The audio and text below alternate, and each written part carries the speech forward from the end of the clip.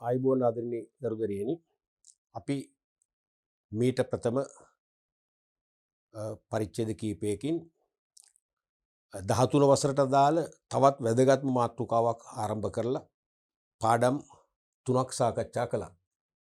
ඒක තමයි අලෙවිකරණය නැත්නම් අලෙවි කළමනාකරණය මාකටිං මැනේජ්මන්ට්. අපි මේකේ වැදගත්කම මුල්ම පරිච්ඡේදය කියලා දුන්නා. ජීවිතයටයි විභාගයටයි දෙකටම එකසේ හැමදාම වැදගත් වෙන මාතෘකාවක් කියලා කිව්වා. අද අපි ආරම්භ කරන්න යන්නේ මේ පාඩමේ 14 වන එකකේ 4 වන පාඩම් පරිච්ඡේදය. ඒ අලෙවිකරණ මිශ්‍රය. අලෙවිකරණ මිශ්‍රය හා එහි විචල්යන් ව්‍යාපාරිකයාගේ සහ ගනුදෙනුකරුවාගේ දෘෂ්ටියෙන් ක්‍රියාත්මක වන ආකාරය තමයි සාකච්ඡා කරන්න යන්නේ. එතකොට අද අපි මේ ප්‍රවේශ වෙන්නේ අලෙවිකරණේ හදවත බඳු වටිනාම පාඩම් ඒකකයටයි. අලෙවිකරණේ හදවත බඳු වටිනාම පාඩම් පරිච්ඡේදයකටයි. තේරුණාද? මම එහෙම කියන්නේ අලෙවිකරණය කියන මාතෘකාවෙන් ප්‍රශ්න 100ක් අහනවා කියලා හිතමුකෝ. ප්‍රශ්න 100ක් අහනවා නම් ඒ 100න් 70ක්ම අහන්නේ මොකෙන්ද? අලෙවිකරණ සම්පාතේ. ප්‍රශ්න 100ක් ඇහුවොත් 100න් 70ක්ම අහන්නේ 70ට වැඩි මිසක් එකක්වත් අඩු වෙන්නේ නැහැ. 70ක්ම අහන්නේ අලෙවිකරණ මිශ්‍රයෙන්. මම හිතන්නේ වෙන තොරතුරු අවශ්‍ය නැහැ. ඒ මං කිව් දෙයම ඇති. අලෙවිකරණ සම්පාතය අලෙවිකරණයේ පාඩමේ වැදගත්ම පාඩම් පරිච්ඡේද බව තේරුම් ගන්න. තේරුණාද? අලෙවිකරණ සම්පාතය තමයි අලෙවිකරණයේ පාඩමේ හදවත වශයෙන් තීරණය කරන්න වෙන්නේ. අලෙවිකරණයේ පාඩමේ හදවත. එතකොට මින් ඉදිරියට මේ අලෙවිකරණ පාඩම තුල අලෙවිකරණයේ විෂය එකකයේ තුල ඉදිරියට පාඩම් පරිච්ඡේද තමයි මම හිතන්නේ 6ක් විතර හැදෙනවා. ඒ පරිච්ඡේද 6ම යොමු වෙන්නේ අලෙවිකරණ සම්පාතේ. අපි මේ පරිච්ඡේදයෙන් උත්සාහ කරන අලෙවිකරණ සම්පාතය කියන්නේ මොකක්ද? ඒකේ වැදගත්කම, ඒකේ සංයුතිය සාකච්ඡා කිරීම පමණයි කරන්නේ. ඉදිරි පාඩම් වලදී තමයි අලෙවිකරණ සම්පාතේ දිගහැරුම දකින්න පුළුවන් වෙන්නේ. අපි බලමු මුලින්ම අලෙවිකරණ සම්පාතය.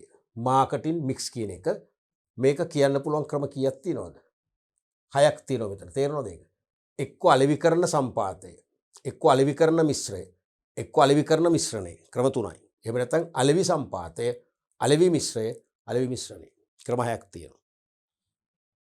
Marketing mix is the set of controllable marketing variables that the firm blends to produce the response it wants in the target market.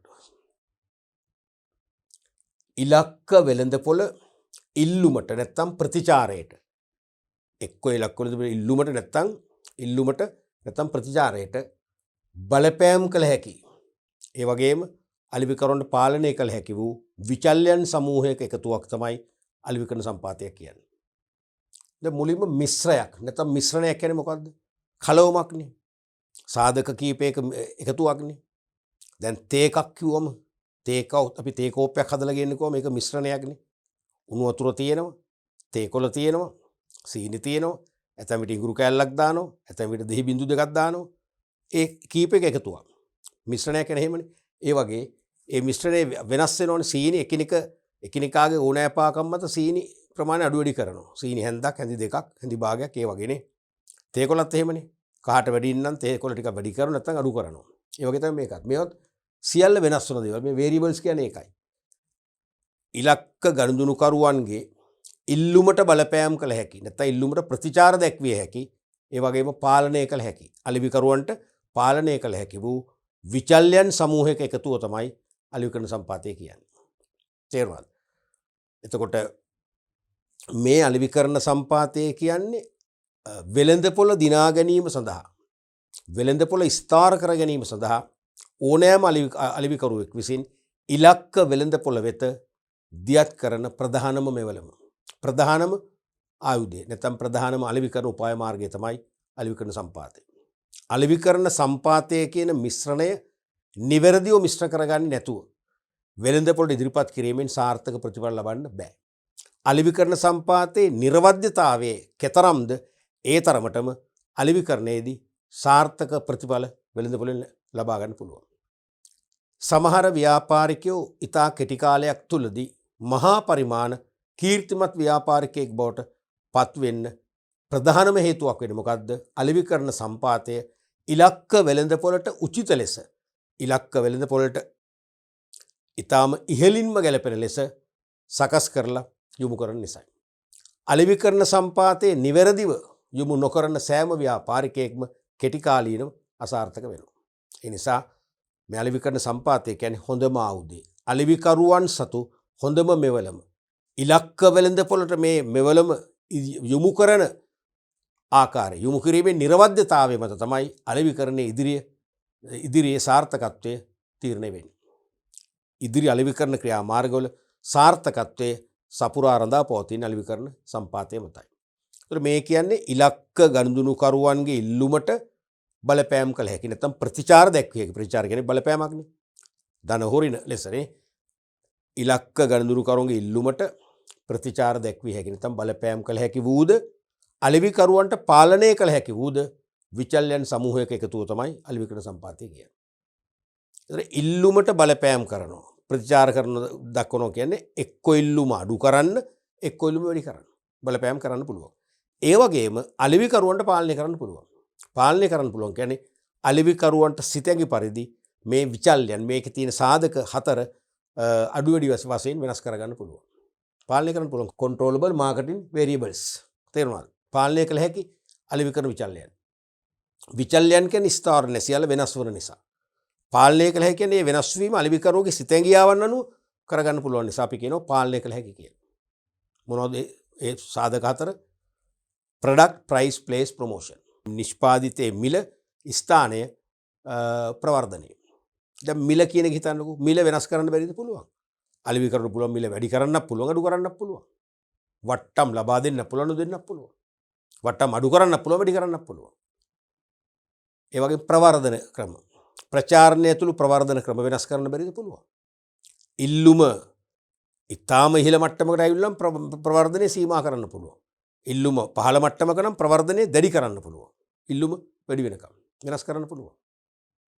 ඒ වගේම ප්‍රොඩක්ට් එක නිෂ්පාදිතය ප්‍රමාණයෙන්, හැඩයෙන්, විලාසිතාවෙන්, ඇසුරුමෙන්, වර්ණෙන් ආදී වශයෙන් වෙනස් කරන්න බැරිද? පුළුවන්. වෙනස් ආරේ නිෂ්පාදිත දෙන්න පුළුවන්. අන්න වෙනස් කළ හැකි. ස්ථානේ නැත්නම් බෙදහැරීම. නිමෙවුම් වෙළඳපොළට බෙදහැරීමේ මාර්ග ක්‍රම වෙනස් කරන්න පුළුවන්. තේරෙනවද? ඒ නිසා තමයි අපි මේවට variables කියන්නේ. අන්න ඒ වගේ මේ නිර්වචනයක් අපි ලිව්වට මදි. ඒ නිර්වචනයෙන් කියවෙන දේ අපි යථාර්ථවාදීව අපිටම ප්‍රත්‍යක්ෂ කරගන්න ඕනේ. යථාර්ථවාදී ලෙස අපිම ප්‍රත්‍යක්ෂ කරගන්න කාට? අප සඳහා. අපේ මතක ගබඩාවට අපි ප්‍රත්‍යක්ෂ කරන්න. එහෙම කරගත්තොත් කවදාකවත් අමතක වෙන්නේ නැහැ. නැවත පාඩම් කරන්න ඕනේ. තේරුණාද? අපි මේකට කෙලින් අර්ථකථනයක් දුන්නොත් ඉලක්ක වෙළඳ පොලේ ඉලක්ක වෙළඳ පොලේ ගනුදෙනු කරුවන්ගේ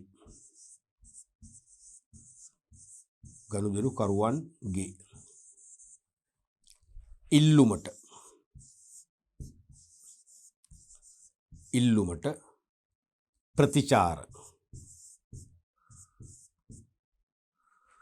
ප්‍රතිචාර දැක්විය හැකි. එහෙම නැත්නම් බලපෑම් කළ හැකි.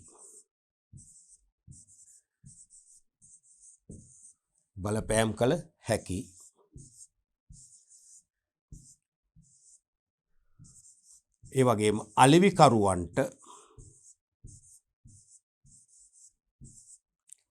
පාලනය කළ හැකි. ඒ කියන්නේ ඒගොල්ලන්ට සිතැඟි අනුව වෙනස් කරන්න පුළුවන්. පාලනය කළ හැකි.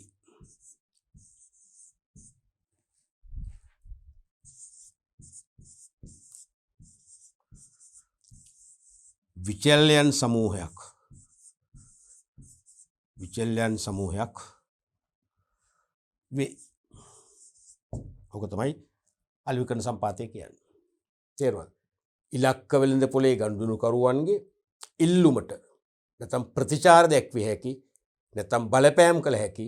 ඒ කියන්නේ ඉල්ලුම අඩු වැඩි කරන්න යොදාගත හැකි අලෙවිකරුවන්ට පාලනය කළ හැකි විචල්යන් සමූහය තමයි අලෙවිකරණ සම්පාතය කියන්නේ.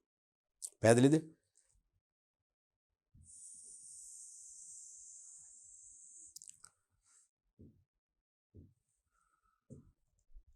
දැන් අලෙවිකරණ සම්පාතය මෙහෙමනේ වෙන්නේ. මෙතන තියෙනවා C.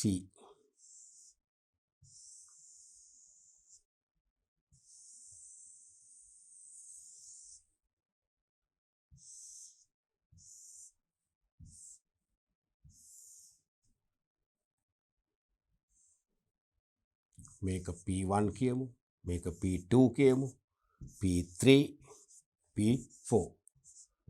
Product, price, place, promotion. මේක තමයි අලෙවි සම්පාතය කියන්නේ. 4 piece. 4 piece. මේ C මැදට දාපු තේරුම මේ අලෙවි සම්පාතයේ P4ම නැත්නම් විචල්යන් 4ම තීන්දුව කරන්නේ මේ මැද ඉන්න කස්ටමර් නැත්නම් කන්සියුමර් දෙකම හරි. කස්ටමර් නීඩ්ස් ගනුදෙනුකරුවන්ගේ අවශ්‍යතා සහ වුමනා තෘප්තිමත් කළ හැකි වන ආකාරයට. ගනුදෙනුකරුවගේ අවශ්‍යතා සහ වුමනා තෘප්තිමත් කෙරෙන අයුරින් ගනුදෙනුකරුවන්ගේ අවශ්‍යතා සහ වුමනා තෘප්තිමත් කෙරෙන අයුරින් තමයි මේ P4 මිශ්‍ර කරන්නේ. තේරුණාද? ඒ කියන්නේ නිෂ්පාදිතයේ හැඩයද, ප්‍රමාණයද, ඇසුරුමද, වර්ණයද, රසයද සියල්ල තීරණය කරන්නේ ගනුදෙනුකරුවගේ අවශ්‍යතා තෘප්තිමත් කරන්න පුළුවන් වෙන්නේ. ඒ වගේම මිල ගත්තොත් මිලත් එහෙමයි. මෙයාට ගැළපෙන මිලක්. බෙදා හැරීමේ මාර්ගය මෙයාට ගැළපෙන ක්‍රමයක්. ගනුදෙනුකරුවට පහසු ස්ථානයකින් පහසුවෙන් මිලදී ගත හැකි වන පරිදි බෙදා හැරීම මාර්ග වලින් බෙදා හරින්න තමයි තීරණය කරන්නේ. අනික ප්‍රවර්ධනය. ගනුදෙනුකරු පහසුවෙන් නිෂ්පාදිත කරා ආකර්ෂණය කරගන්න පුළුවන් වන විදියට ගනුදෙනුකරුට ගැළපෙන ආකර්ෂණීය ප්‍රවර්ධන ක්‍රම තමයි තීරණය කරන්නේ. තේරුණාද? ඒ නිසා අනිවාර්යයෙන්ම අලෙවිකරණ සම්පත්තියේ සියලුම විචල්යන් තීරණය කරන්නේ ගනුදෙනුකරුගේ අවශ්‍යතා නැත්නම් වුමනාවන් සංසිඳන ආකාරයටයි. හරි. එතකොට මේ ගනුදෙනුකරු ඉලක්ක කරගෙන තමයි අලෙවිකරණ සම්පත්තිය හදන්නේ. නැත්නම් ඉලක්ක වලද පොළ. හරිනේ. ගනුදෙනුකරු ඉන්නේ කොහෙද ඉලක්ක වලද පොළේ. හරිද? දැන් මේ වගේ අලෙවි සම්පාතේ හදලා අපි හිතමු මෙතන දානවා TM කියලා අපි. TM කියන්නේ මොකද්ද? Target market. තව තියෙනවා මේ වගේ පොඩි ඒවා. මේ මොනවද? මේ තියෙන්නේ වෙළඳපොළ ඛණ්ඩ.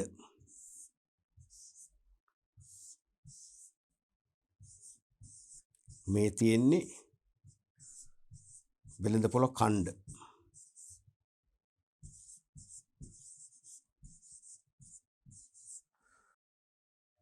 වෙළඳපොළ ඛණ්ඩ 4ක් තියෙනවා. ව්‍යාපාරයේ සම්පත්ධාරිතාවයේ සම්පත් හැකියාව මත තරඟකරුවන්ට සාපේක්ෂව වඩාත් හොඳින් සේවය කළ හැකි වෙළඳපොළ කියලා තෝරගත්ත එකයි. ඒක තමයි ටාගට් මාකට් එක උනේ. ඉලක්ක වෙළඳපොළ.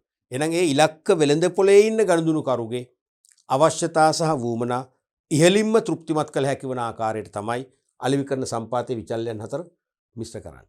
ඒ කියන්නේ අලෙවිකරණ සම්පාතයේ විචල්යන් 4 ප්‍රශස්ත ආකාරයෙන් මිශ්‍ර කරනවා. ප්‍රශස්ත ආකාරයෙන්. තේරුණාද? එහෙම ප්‍රශස්ත ආකාරයෙන් මිශ්‍ර කරලා මේ අලෙවිකරණ සම්පාතය යොමු කරනවා ඉලක්ක වෙළඳපොළ වෙත. මේක යොමු කරනවා ඉලක්ක වෙළඳපොළ වෙත. මේ තියෙන යොමු කිරීම. යොමු කිරීම. එසේ යොමු කිරීම තුළින් මොකද වෙන්නේ? ප්‍රතිඵල ලබා ගන්න. එහෙනම් ඉලක්ක වෙළඳපොළේ ගනුදෙනුකරුගේ අවශ්‍යතා සහ වුමනා ඉහළින්ම තෘප්තිමත් කළ හැකි වන පරිදි අලෙවිකරණ සම්පාතයේ ප්‍රශස්ත ලෙස මිශ්‍ර කර යොමු කිරීම තුළින් මොකද වෙන්නේ? අලෙවිකරුවන්ගේ අරමුණු දිනා ගන්න පුළුවන්. එහෙම නැත්නම් මෙසේ යොමු කිරීම තුළින් ඉලක්ක වෙළඳපොළේ ගනුදෙනුකරුවන්ගේ අවශ්‍යතා සහ වුමනා ඉහළින්ම තෘප්තිමත් කර තේරෙනවද? ඉන්පසු අලෙවිකරුවන්ගේ අරමුණු මොනවද?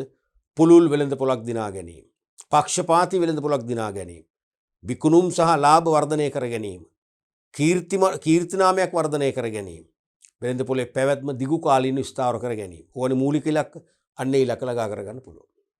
තේරුණාද? විභාගයට අහනවා මේ අලෙවිකරණ සම්පාතයේ වැදගත්කම පැහැදිලි කරන්න. සමහරට පුංචි කේස් එකක් දෙනවා. නිමල් පියල් කියන්නේ කුඩා කල සිට මිත්‍රයින්ය.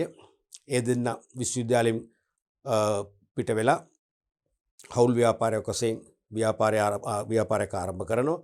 ඒගොල්ලන්ගේ බලාපොරොත්තුව පරිගණක මෘදුකාංග නිර්මාණය සම්බන්ධයෙන් මෘදුකාංග නිර්මාණය සම්බන්ධයෙන් නවතම ව්‍යාපාර කටයුත්තක් දියත් කිරීම ආදී වශයෙන් අහලා කියනවා මෙන්න මේ ව්‍යාපාරයට අලෙවිකරණ සම්පාදයේ වැදගත්කම කුමක්ද? හරිනේ. ඇහුවොත් ඉතාම කෙටිම පැහැදිලිම උත්තරේ මොකද්ද ලියන්න තියෙන්නේ? ඉලක්ක ගණනුකරුවන්ගේ අවශ්‍යතා සහ වුමනා ඉහළින්ම නැත්නම් උපරිම ලෙස තෘප්තිමත් කළ හැකි වන ආකාරයට අලෙවිකරණ සම්පාතයේ විචල්යන් ප්‍රශස්ත ලෙස මිශ්‍ර කර ඉලක්ක වෙළඳපොළ යොමු කිරීම තුළින් ගණනුකරුවන් තෘප්තිමත් කර අලෙවිකරුවන්ගේ ඉලක්ක නැත්නම් අලෙවිකරුවන්ගේ පරමාර්ථ අරමුණු ළඟා කරගත හැකි බව. ඕක තමයි පැහැදිලි කිරීම. මේ ප්‍රශස්ත ලෙස මිශ්‍ර කරනවා කියන්නේ මොකද්ද? අලෙවිකරණ සම්පාතයේ මේ P4 එකිනෙකට ගැළපෙන ලෙස හැඩ ගැසීම. එකිනෙකට ගැළපෙන ලෙස තීරණය කිරීම තමයි ප්‍රශස්ත ලෙස මිශ්‍ර කිරීම කියන්නේ. දැන් තේ එකක් ගන්නකො. තේ එකක් හදනකොට තේ එකත් ප්‍රශස්ත ලෙස මිශ්‍ර වෙන්න එපේ. අපි හිතමු උණු වතුර තේ කොප්පේ ගන්නට දාලා තේ කොළ දානවා තේ හැඳි 5ක් විතර. බොන්න පුළුවන් ද එතකොට? බොන්න බෑ කහට වැඩි. කසාය වගේනේ. එහෙම නැත්නම් තේ කොළ චූට්ටක් දානවා. බොහොම බින්දුවක් දානවා. එතකොට ඒත් බොන්න පුළුවන්ද? බෑ. එහෙනම් තේ එකේ කහට නියම බොන්න පුළුවන් ගන්නට තේ කහට රසය එන විදියට ගන්නට තේ කොළ දැම්මම තමයි ප්‍රශස්ත මිශ්‍ර කිරීමක් වෙන්නේ. තේරුණාද? එතකොට තේ එහෙම දාලා අපි තුමු සීනි දානවා හැඳි 10ක් විතර. මේසෙදි 10ක් විතර මොකද වෙන්නේ? තේ බොන්න නෙවෙයි තේ කන්න වෙන්නේ එතකොට. ඒ සීනි වැඩිනේ. ඒ තේ එක බීපුවම අනිවාර්යයෙන්ම දියවැඩියව හැදෙනවමයි. එහෙමනම් තේ හැන්දෙන් තේ හැන්ද තියෙන ටීස්පූන් එක තේ හැන්දෙන් චුට්ටක් දානවා. එතකොටත් බොන්න බෑනේ. ඒ කියන්නේ තේ සීනි නැතුව තේ බොන කෙනාට බොන්න පුළුවන්. සීනි මිශ්‍ර කරලා තේ බොන අපිට එහෙම බොන්න බෑනේ. එහෙනම් ඒකත් අර කහට ගන්නට වෙනවා. කහට අඩු නම් සීනි අඩුවෙන් කහට වැඩි නම් සීනි වැඩි. නේ? අන්න ඒ වගේ ඒ තේකේ අවශ්‍ය අංගෝපාංග ප්‍රශස්ත ලෙස මිශ්‍ර කරාම තමයි තේක අපි කියන්නේ රසවත් තේකක්. නේ? ටේස්ටි කියලා කියන්නේ එතකොටනේ. ඒ වගේ තමයි අලෙවිකරණ සම්පාතයේ විචල්යන් එකිනෙකට ගැළපෙන ආකාරයෙන් මිශ්‍ර කරන්න ඕනේ. උදාහරණයක් වශයෙන් අපි හිතමු තත්වයෙන් උසස් භාණ්ඩයක් කියලා. වෙළඳ පොලේ තරඟකාරී භාණ්ඩ තව තියෙනවා. ඒ තරඟකාරී භාණ්ඩ වලට වඩා මේකේ ගුණත්වය ඊටාම ස්තරම්. තේරුණාද? ස්තරම් නම් එහෙනම් මිල මොකද කරන්න පුළුවන්? ටිකක් වැඩි කරන්න පුළුවන්. මිල වැඩි කරන්න ඕන අනිවාර්යෙන්. තරඟකාරී භාණ්ඩ වලට මේකේ ගුණත්වයේ උඩ මට්ටමේ තියෙනවා නම් අපි මිල අඩු කරොත් මොකද හිතන්නේ? බාල භාණ්ඩයක් කියලා හිතන්නේ. පිළිගන්නේ. පිළිගැනීම අඩු වෙනවා. වෙළඳ පොලේ පිළිගැනීම විශ්වාසය නැති වෙනවා. මිලත් වැඩි වෙනවා. අන්න එතකොට තමයි ප්‍රශස්ත ගැලපීම. ප්‍රශස්තව මැච් කරනවා කියන්නේ ඒකයි. අපි හිතමු භාණ්ඩයේ තත්ත්වයේ ගුණත්වයේ බාලයි. බාල නම් මොකද කරන්නේ? මිල අඩු කරන්න වෙනවා. දැන් සාමාන්‍ය වෙළඳ පොල තත්ත්වයත් ඕක නේද? දැන් එළවලු කඩේට ගියාම අපි එළවලු ආපු අලෙවිකරණ ආරම්භ කරපු අවස්ථාවේ නම් එළවලු මිල ටිකක් වැඩි. සවස් වෙනකොට එළවලු මොකද හොඳ ටික ගිහලා තේරිච්ච ටික තියෙන්නේ. මොකද කරන්නේ? අන්න මිල අඩු කරනවා. අඩු දැන් කිලෝ එක උදේදී 100යි හවස වෙනකොට මොකද වෙන්නේ? රුපියල් 70යි. අපි ගන්නවා. අපිටත් වාසි යනත් වාසි. තේරුණාද? ඒ වගේ භාණ්ඩයේ ගුණත්වය පහළ නම් මිල අඩු කරනවා. ඒ වගේ භාණ්ඩයේ ගුණත්වයට හරියන මිලක්. ඒකට ගැළපෙන ප්‍රවර්ධන ක්‍රමයක්. අපි හිතමු මේක අලුත්ම භාණ්ඩයක් කියලා. මේක අලුත් ආහාර වර්ගයක් කියන්නකෝ. නවතම ආහාර වර්ගයක්. මේ ආහාර වර්ගයේ හදන ක්‍රමෙත් අපිට කියලා දෙන්න වෙනවා නිෂ්පාදකයාට. එහෙමනම් ප්‍රචාරණ දැන්වීම පළ කරන්න වෙනවා. ප්‍රචාරණ දැන්වීම වඩා හොඳ පුවත්පත් දැන්වීමද රූපවාහිනී දැන්වීමද? රූපවාහිනී දැන්වීම හොඳයි. ඇයි? රූපවාහිනී ආහාරය හදන විදිය පෙන්වන්න පුළුවන්. තේරෙනවද? ප්‍රවර්ධනය කරන්න ප්‍රවර්ධන වැඩසටහනම දියත් කරන්න පුළුවන්. එහෙම නැත්නම් සමාජ ජාල. YouTube වෙන්න පුළුවන්, Instagram වෙන්න පුළුවන්, සමාජ ජාලයකත් පුළුවන් මේක හොඳින් ප්‍රචාරය කරන්න. තේරෙනවද? ඒ වගේ භාණ්ඩයට ගැළපෙන ප්‍රචාරණයක් වෙන්න ඕන. අපි හිතමු ගොවීන්ට අවශ්‍ය කාබනික හෝ රසායනික පොහොරක් කියලා. ගොවීන්ට අවශ්‍ය කාබනික හෝ රසායනික පොහොරක් නම් ගොවීන් ඔය සමාජ ජාල ෆලෝ කරන්නේ නැහැ ගොඩක් අය ගම්වල ඉන්නේ. රූපවාහිනී නරඹන්නෙත් නැහනේ. එක්කෝ ගුවන් විදුලියට එහුම්කන් දෙනවා තාමත් සාම්ප්‍රදායික විදියට. නැත්තම් කෝපි කඩේට ඇවිල්ලා හරි පත්තරේ හරි බලනවා. එහෙනම් පුවත්පත් දැන්වීම ගුවන් විදුලි ප්‍රචාරණ දැන්වීම තමයි එතනට ගැලපෙන්නේ. අන්න ඒ වගේ ඒ භාණ්ඩයට ගැලපෙන භාණ්ඩයේ ගනුදෙනු භාණ්ඩ ඉල්ලුම් කරන පාරිභෝගිකයට ගැලපෙන ප්‍රවර්ධනයක් වෙන්න ඕන. බෙදා හැරීමේ ක්‍රමත් එහෙමයි. ගනුදෙනුකරුවෝ ඉන්නේ ගම්වල. ගැමි පරිසරයක ජීවත් වෙන ගොවීන්ට අවශ්‍ය රසායනික පොහොර හෝ කාබනික පොහොර ඒගොල්ලන්ට පහසු ස්ථානයක මිලදී ගන්න පුළුවන් විදියට බෙදා හැරීමේ ජාලය තීරණය කරන්න ඕන. ස්ථානය කියන එක තීරණය කරන්න ඕන. අදාළ භාණ්ඩය නගරවැසියන් ඉලක්ක කරලා හදන සුකෝභෝගී ආහාර වර්ගයක් නම් ගොඩක් වෙලාට සුපිරිවෙලෙන් සැල් හෝ නගරේ ප්‍රධාන ග්‍රොසරිස් වලින් මිලදී ගන්න පුළුවන් විදියට බෙදා හරින්නට ඕන. අන්න ඒ වගේ ගනුදෙනු ඉලක්ක ගනුදෙනුකරුට ගැළපෙන විදියට මේ P4ම තීරණය කරන්න ඕන. තේරුණාද? භාණ්ඩයට ගැළපෙන මිලක්. භාණ්ඩේ ගුණත්වයට සමගාමී මිලක් වෙන්න ඕන. ඒ භාණ්ඩයට ගැළපෙන ප්‍රවර්ධන ක්‍රමයක් වෙන්න ඕන. භාණ්ඩේ මිලදී ගන්නේ කවුද? ඒගොල්ලන්ට පහසු ස්ථානයක මිලදී ගන්න පුළුවන් විදියට බෙදා හරින්නට ඕන. ඒක තමයි ප්‍රශස්තව මේ මිශ්‍රය හදන්න කියන්නේ. එහෙම ප්‍රශස්තව හදලා මේ වගේ ඉලක්ක වෙළඳපොළ යොමු කිරීම තුළින් ඉලක්ක වෙළඳපොලේ ගනුදෙනුකරුවන්ගේ අවශ්‍යතා තෘප්තිමත් කර ඔවුන් තුළින් අලෙවිකරුවන්ගේ ඉලක්ක ළඟා කරගන්න පුළුවන්.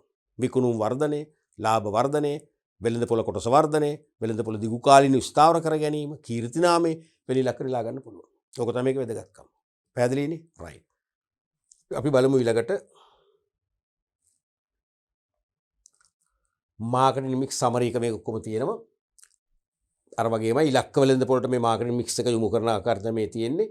මෙතන තියෙනවා මුලින්ම ප්‍රොඩක්ට් නිෂ්පාදිතය කියන සංකල්පයට අයිති ගුණ උපාංග ටික මේකේ තියෙන මූලික උපාංග ටික තියෙනවා. ප්‍රොඩක්ට් වේරියටි නිෂ්පාදිතයේ විවිධත්වය නේ එකම නිෂ්පාදිතයේ විවිධාකාරයෙන් මාකට්ට යනවනේ. ටූත් පේස්ට් වර්ග තියෙනවා කුඩා ප්‍රමාණය, මධ්‍යම ප්‍රමාණය, විශාල ප්‍රමාණය වගේ. අයිස්ක්‍රීම් වර්ග තියෙනවා චොකලට් රසය, වැනිලා රසය, එහෙම නැත්නම් ක්‍රීම් ගතිය වැඩි එක, අඩු එක, ලා රෝස පාට, සුදු පාට, ලා කොළ පාට ආදී වශයෙන් තියෙනවනේ. අන්න නිෂ්පාදිත විවිධත්වය, ක්වොලිටි, ඒකේ ගුණත්වය, භාණ්ඩයට අයිති, ප්‍රොඩක්ට් එකට අයිති, ඩිසයින්, ඒකේ නිමාව නැත්නම් විලාසිතාව, ෆීචර්ස්, අංගෝපාංග, භාණ්ඩයට අයිති අංගෝපාංග. තේරුණාද? ඊට පස්සේ බ්‍රෑන්ඩ් නේම් එක, භාණ්ඩයේ තරගකාරී භාණ්ඩ වලින් වෙන් කර හඳුන්වා දෙන සන්නම් නාමය භාණ්ඩයේම කොටසක් ඒක. පැකේජින්, ඇසුරුම් කරන්නට දාලා ඇසුරුම් ක්‍රමය භාණ්ඩයේම කොටසක්. ඒ වගේම සයිසස්, විවිධ ප්‍රමාණ, සර්විසස්, සේවා. දැන් විශේෂයෙන්ම කාර්මික භාණ්ඩයක් අලෙවි කරාට පස්සේ සමහරට ප්‍රවාහනය කරලා දෙන්න වෙනවා, සවි කරලා දෙන්න වෙනවා. කාලයක් යනකම් නැත්තම් වගකීමේ කාල සීමාව තුළ නොමිලේ සේවා ලබා දෙන්න වෙනවා, සර්විස් කරලා දෙන්න වෙනවා. ඒතර ඒවත් භාණ්ඩය හා බෙදුණු සංකල්ප. ඊට පස්සේ වොරන්ටිස්, වගකීමේ කාලයන්, රිටර්න්ස් කියන්නේ මොකද්ද? ඒ නිෂ්පාදිත වෙළඳපොලේ විකුණුනේ නැත්තම් අපසු බාර ගන්නවා. පාරිභෝගිකයට අලෙවි කරාට පස්සේ ක්‍රියාකාරීත්වය හොඳ නැත්තම් අක්‍රිය නම් බාර ගන්නවා. ඒකත් භාණ්ඩය හා සම්බන්ධ සංකල්පයක්. ඕක තමයි ප්‍රොඩක්ට් කියන එකට අයිති වෙන්නේ. ඊට පස්සේ ප්‍රයිස් ගත්තොත්, මිල ගත්තොත් ලිස්ට් ප්‍රයිස්, ඒ කියන්නේ භාණ්ඩේ ලකුණු කළ මිල. ඒ වගේම ඩිස්කවුන්ට්, ලකුණු කළ මිලෙන් අඩු කරන ප්‍රමාණයෙන් වට්ටම් කොච්චරක් දෙනවද කියන එක මිලට සම්බන්ධයි. මිල සම්බන්ධ උපාය මාර්ගය, ඇලවුන්සස්, දීමන. සමහරට අපිට භාණ්ඩේ මිල රුපියල් ලක්ෂයක් නම් මුලින් කියනවා 50000ක් ගෙවන්න. ඉතුරු ටික 10000 ගානේ මාස 5කින් ගෙවන්න. තේරුණාද? ඒක පොලියක් නෑ, විශ්වාසෙට දෙන්නේ ඇලවුන්ස් එක. අනික පේමන්ට් පීරියඩ්, ඒ කියන්නේ යන වාරික ක්‍රමය කියන එක. ඒ කියන්නේ වාරික ක්‍රමයට දෙනකොට අවුරුද්දෙන් ගෙවන්නේ කොහොමද? වාරික අපි දුමු ලක්ෂ 5ක 6ක භාණ්ඩයක්, ගෘහ භාණ්ඩයක් අරගෙන ටෙලිවිෂන් එකක් වගේ අරගෙන අවුරුද්දෙන් ගෙවනකොට ටිකක් අපිට වාරිකේ වැඩිනේ. අවුරුදු 3කින් ගෙවනකොට වාරිකේ කෙටි වෙනවා. අපිට ඒක ඇඟට නොදින ගෙවන්න පුළුවන්. අනික ක්‍රෙඩිට් ටර්ම්ස්, ඒ ගෙවීමේදී ණය කොන්දේසි. මොනවද කොන්දේසි? ඒ කියන්නේ අපකරු දෙන්නෙක් අස්සම් කරන්න ඕනේ. ඒ අපකරු දෙන්න ඒ ප්‍රදේශයේ ස්ථිර පදිංචිකරු වෙන්න ඕනේ. මෙච්චර සීමාවකට ආදායම් ලබන අය වෙන්න ඕනේ. ඔහොම අන්නේ කොන්දේසිනේ. ඒවත් මිල හා සම්බන්ධ දේවල්. තේරෙනවද? ඊට පස්සේ ප්ලේස්, ස්ථානය කියන එක. මේකට ස්ථානය කියලාත් කියන්න පුළුවන්. ස්ථානය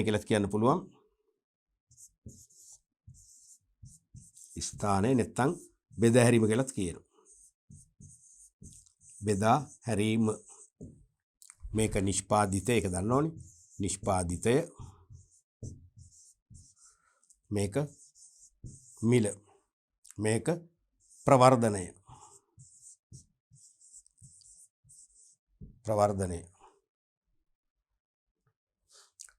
එතකොට මේකෙදී බෙදාහැරීමේ ක්‍රම ප්‍රවාහන ක්‍රම විතරක් නෙවෙයි.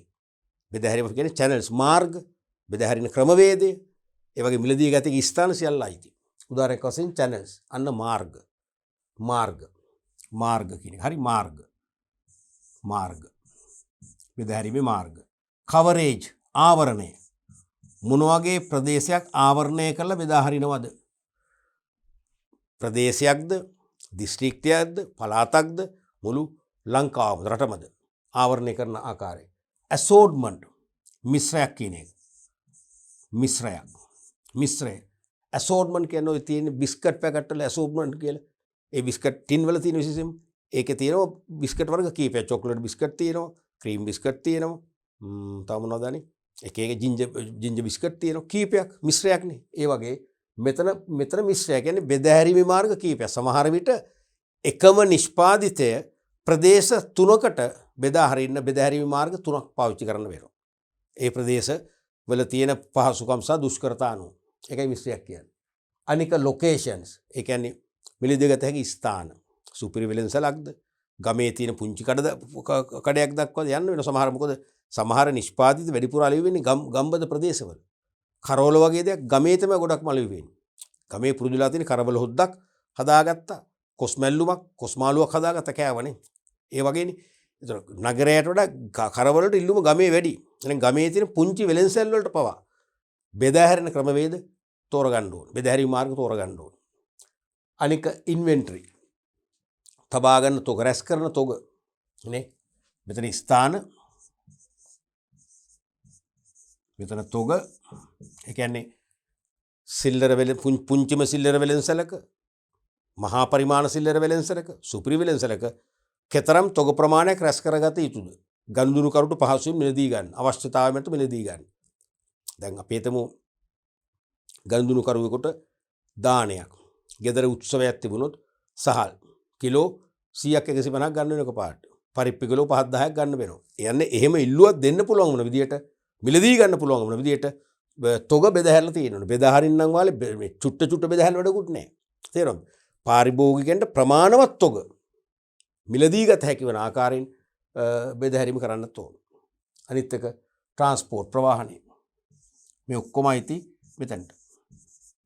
මොකටද? ප්ලේස් කියන එකට. ඊළඟට ප්‍රවර්ධනය. ඉලක්ක ගනුදෙනුකරුවන්ට භාණ්ඩ හා සේවා පිළිබඳ තොරතුරු ඉදිරිපත් කරලා මිලදී ගැනීමට උනන්දු කරලා නැත්නම් දැනුවත් කරලා මිලදී ගැනීමට උනන්දු කරවන, මිලදී ගැනීමට පොළඹවන සියලුම උපාය මාර්ග අපි නම් කරනවා ප්‍රවර්ධන උපාය මාර්ග කියලා. සියලුම උපාය මාර්ග නම් කරනවා ප්‍රවර්ධන උපාය මාර්ග කියලා. උදාහරණයක් වශයෙන් ඇඩ්වර්ටයිසින් ප්‍රචාරණය. ප්‍රවර්ධන මිශ්‍රයක, ප්‍රවර්ධන සම්පාතයක තියෙන ප්‍රධානම ප්‍රවර්ධන උපාය මාර්ගය තමයි ප්‍රචාරණය. ඊට පස්සේ පර්සනල් සෙලින්, පෞද්ගලික අලෙවිය.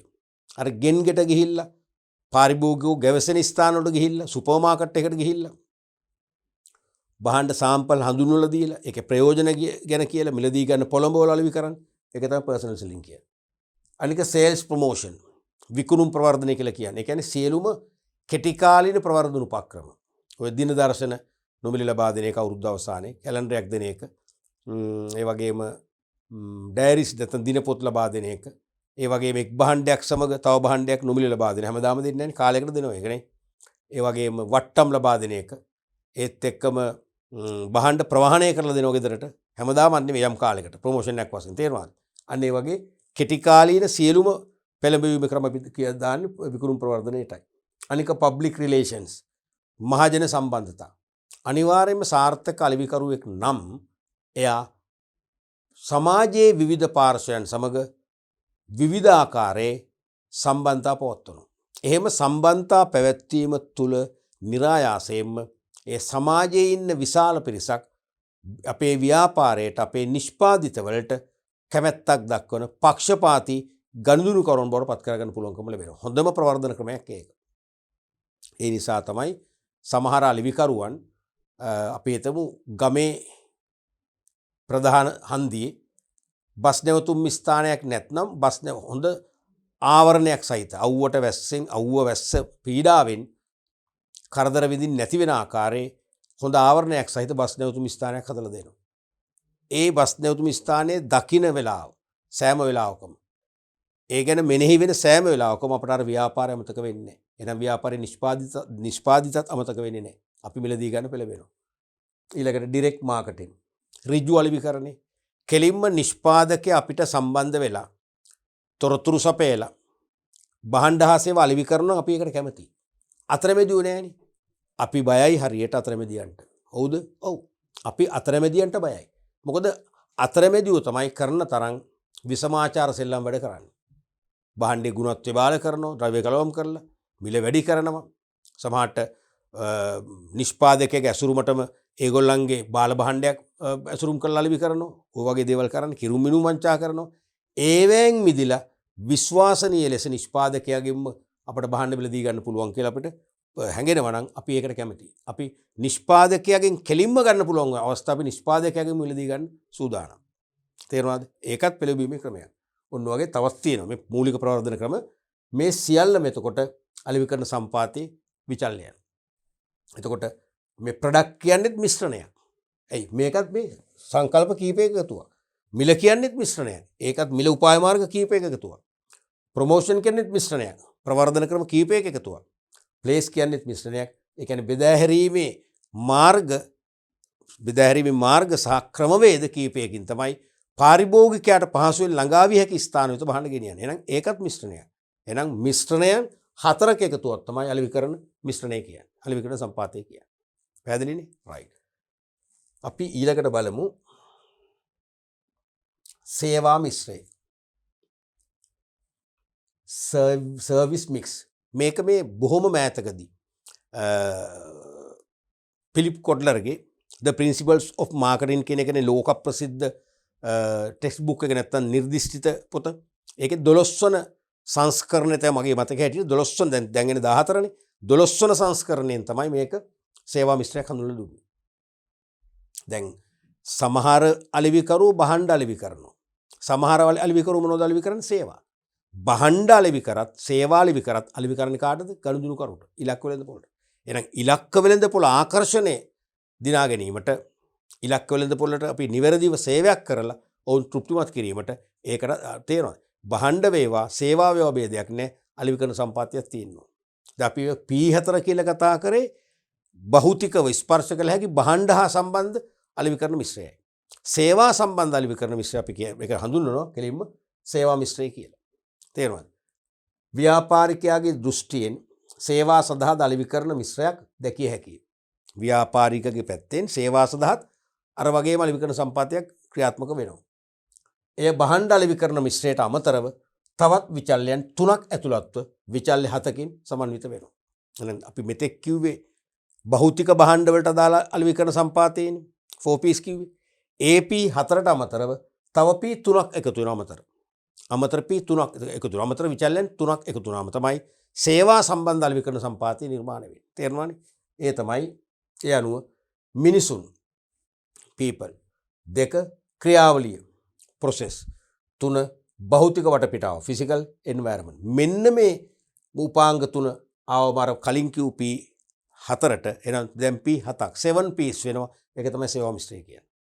සේවා සපයන ව්‍යාපාරයකට තේරුණාද? වෙළඳපොළ දිනා ගන්න, වෙළඳපොළ තමන්ගේ ග්‍රහණයට ගන්න, තමන්ට සිතැඟි පරිදි පාලනය කරන්න නම් මේ P7ම පාවිච්චි කරන්න වෙනවා. සේවා මිශ්‍රය. තේරුණාද? දැන් මේ තුනම ගැන කිව්වොත් විශේෂයෙන්ම සේවා සපයන අවස්ථාවක අපි හිතමු මොකද්ද? වෛද්‍යවරයෙක් පෞද්ගලික වෛද්‍ය සායනය පවත්වාගෙන යනවා කියන්නකෝ. මෙඩිකල් ක්ලිනික් තියෙන හැමතැනම මොකද දන්නවනේ අපි බෙහෙත් ගන්න යන්නේ. ඒ පෞද්ගලික වෛද්‍ය සායනය තියෙනකොට ඒක ඇත්තටම ඒකට මෙන්න මේ සාධක තුන බලපානවා. තේරුණාද? දැන් මම එක්තරා කාලෙකදී මගේ බිරිඳට බෙහෙත් ගන්න හොඳයි කියලා දේශීය වෛද්‍යවරයෙක් හොයාගෙන ඈත ප්‍රදේශයකට යනවා. අනුරාධපුර වගේ ප්‍රදේශයකට යනවා. ගියාම ඇත්තට මේ වෛද්‍යවරයා ඉතාම හොඳයි. තාම කරුණාවන්ත හොඳට කතා බහ කරා. ඉතින් අපේ ඥාතියගේ ගම්පලාතිකෝ මේ ඥාතිය ගැනත් ඇහුවා. එයා බස් බෙලුවට ක්ලාස්මේට් කෙනෙක්. විස්තර අහලා බොහොම උනන්දුවෙන් විශ්වාසයෙන් බය වෙන්න එපා කියලා අඩේ ලෙඩ සුවපත් කරනවා කියලා බෙහෙත් දුන්නා. ඉතින් සිංහල බෙහෙත් වට්ටෝරවල ලියලා දෙනවනේ. දිග කොලයක. ඉතින් ඒක දෙන්නේ අර ෆාමසියට බෙහෙත් කලවම් කරන්නනේ. ඒ ඉන්න පිරිමි එයාගේ බොහොම සරයි. එයා දඩිබිඩි ගාලා කියවන මේකේ සීම්බෝටිය මෙච්චරයි මෙච්චර මෙච්චර කියලා නම් කියලා කියනවා මේක අඹරලා මේවද ඊට අපි තේරුම් නැහුන්නේ හරියට අහගන්න සර තේරෙනවද ආයි කියන ඒ මොකද කියන්නේ දැන් දෙපාරක් වෙහුන්නේ නැද්ද තුන්වෙනි සැරේ ආයි කියන්නේ හරි සරයි එතකොට මොකද වෙන්නේ අර වෛද්‍යවරයාලා කෙරෙහි තිබූ විශ්වාසය එයාගේ ඖෂධ බොන්නවත් එපා වෙනවනේ අසාර්ථකයි එහෙම නම් පුද්ගලයා කියන එක හරි වැදගත් සේවාවලදී අනිවාර්යයෙන්ම අපිට ඒ සේවාව සපයන ස්ථානයේ ප්‍රධාන සේවා සපයන අපි වෛද්‍යවරයා ඒ වගේම බෙහෙත් කලවම් කරන්න ඒ වගේම අපි හිතමු පිළිගැනීම නිලධාරියෙක් ඉන්නවා නම් එයා රිසෙප්ෂනිස්ට් ඒ වගේම රතගාල පාලනය කරන ඉන්නවා නම් මුරකරුවෙක් නැත්තම් මේ පාකින් කීප කෙනෙක් එයා ඒ හැම දෙනාගෙම අපිට සිත් ගන්නාසුළු අපි දකින්න ආස කාරුණික ප්‍රසන්න සේවාවක් ලබා දෙන පුද්ගලයෝ වෙන්න ඕන. පුද්ගලයොත් බලපෑමක් වෙනවා. අපි තව උදාහරණයක් ගත්තොත් සංචාරක හෝටලයක්. සංචාරක හෝටලයකට අමුත්තන් සංචාරකයන් පැමිණීම ආකර්ෂණය කරගන්න පුළුවන් වන විදියට එතන සේවා සපයන්න ඕන. ඒක සේවා සපයන ස්ථානයක්නේ. ඒ කියන්නේ හෝටලයට පැමිණිවහාම තමන්ගේ වාහනය සමහර හෝටලේ රීදුරු මහත්මයෙක් බාර අරගෙන ඒ වාහනේ රතගාලට දාන්න ඕනේ. නැත්නම් රතගාලට දාලා පයින් ඉන්නේ පැමුත්තට. අමුත්තගේ බඩු බාහිර ආදිය බෙල් බෝයි කියලා කියන බෙල් බෝයි කෙනෙක් ඇවිල්ලා එයාගේ රූම් එකට ගෙනයන්න පෙර රිසෙප්ෂන් එකට ගෙනියනවා. රිසෙප්ෂනිස්ට් හොඳින් යාව ආචාරශීලීව පිළිගන්නවා. එයාට අවශ්‍ය කාමර වෙන් කර දීම කරනවා. කී එක බාර දෙනවා. නැවත බෙල් බෝයි කෙනෙක් එක්ක ඒ කාමරයට අරගෙන යනවා. අවශ්‍ය නම් භෝජනාගාරය පිහිනුම් තටාකය වැනි ස්ථාන ගිහිල්ලා පෙන්눔 කරනවා මග පෙන්නෙක් ගිහිල්ලා. එයා ඉල්ලන කැම්බීමේ අවශ්‍ය වෙලාවට අවශ්‍ය ස්ථානෙට සපයන ඕන රූම් එකට නැත්නම් භෝජනාගාරයට නැත්නම් එලිමහන් භෝජනාගාරයට ආදී වශයෙන්. තේරෙනවද? ඒ වගේ සියලු දේ කරන්න හොඳ ප්‍රසන්න ලීලාවෙන් ක්‍රියාශීලී කඩිසර සේවකෝ පිරිසක් ඉන්න ඕනේ. ඒක තමයි පුද්ගලයෝ කෙනෙක්ගේ තේරුම. ඊළඟට ක්‍රියාවලිය ප්‍රොසෙස් එක. ඒ කියන්නේ සේවාව සැපීම ආරම්භයේ සිට අවසානයේ තෙක්ම සියලුම අවස්ථාවල කාර්යක්ෂමව නැත්තම් සේවාව ලබා ගන්න එන ගනුදෙනු කරුට අපි කියන කවුද සේවා දායකයා ක්ලයන්ට්ස් සේවා දායකයා සතුටු වන ආකාරයෙන් සමස්ත ක්‍රියාවලියම අඛණ්ඩව පවත්වාගෙන යන්න ඕනේ. දැන් සංචාරක හොරලයට පැමිණීම, සංචාරකීන්ව පිළිගැනීම, කාමරයට රැගෙන යාම, ආහාර පාන සැපීම, තවත් ඒගොල්ලන්ට අවශ්‍ය අමතර පහසුකම් සැපීම, අපි හිතමු සෆාරි යන්න ඕන නම් ඒ සෆාරි පහසුකම් ලබා දීම සිට බිලගේ අවසන් කිරීම දක්වා සමස්ත ක්‍රියාකාරකම් සේවාදායකයා සතුරුදායක වන පරිදි පවත්වාගෙන යාම තමයි ක්‍රියාවලිය කියන්නේ. ඊළඟට භෞතික වටපිටාව ෆිසිකල් එන්වයරන්මන්ට් එක. ඒ සංචාරක හෝටලයකට අපි යන්නේ ඇත්තටම ගොඩක් වෙලාවට විවේකයක් ගන්න. විවේකයේ සහ විනෝදාස්වාදයේ සඳහා. පුළුවන් තරම් මානසික නිදහසක් ගන්න. ස්ට්‍රෙස් එක අපෙන් අයින් කරගන්න. එහෙමනම් ඒ සංචාරක හෝටලේ ඇත්තෙම සිත නිවන තැනක් වෙන්න ඕන. සිත නිවන තැනක් වෙන්න එපේ. හොඳට ගහ කොළන් වවලා ස්වභාවික సౌందර්ය මනා ලෙස එතනට ඒක රාශී කරලා කුරුල්ලන්ගේ හඬ තේරෙනවද පරිසර චමත්කාරය හොඳින් දැනෙන විදියට ඒ වටපිටාව සම්පූර්ණයෙන් සකස් කරලා තියෙන්නට ඕනේ. එහෙම වුණොත් තමයි මේ සංචාරක හෝටලයේ සේවාව අපි ලබා ගන්න පෙළඹෙන්නේ. තේරෙනවද? මෙන්න මේ වගේ කාරණා තුනත් එකතු වෙන්න ඕනේ ඉස්සෙල්ලා P4ට. තේරෙනවද? ඒක තමයි සේවා මිශ්‍රය කියන්නේ. ඉහත කරුණු වලට එකතු වේ. හරිනේ? එකතු වේ. මෙහිදී සේවා අලෙවිකරණය සඳහා 7Ps යොදාගත්තද යම් යම් භාණ්ඩ අලෙවිකරණයේදී වුවද එහි ස්වභාවය අනුව යොදාගත හැකි වේ. අන්න ඒකත් විශේෂයෙන් තේරුම් ගන්න.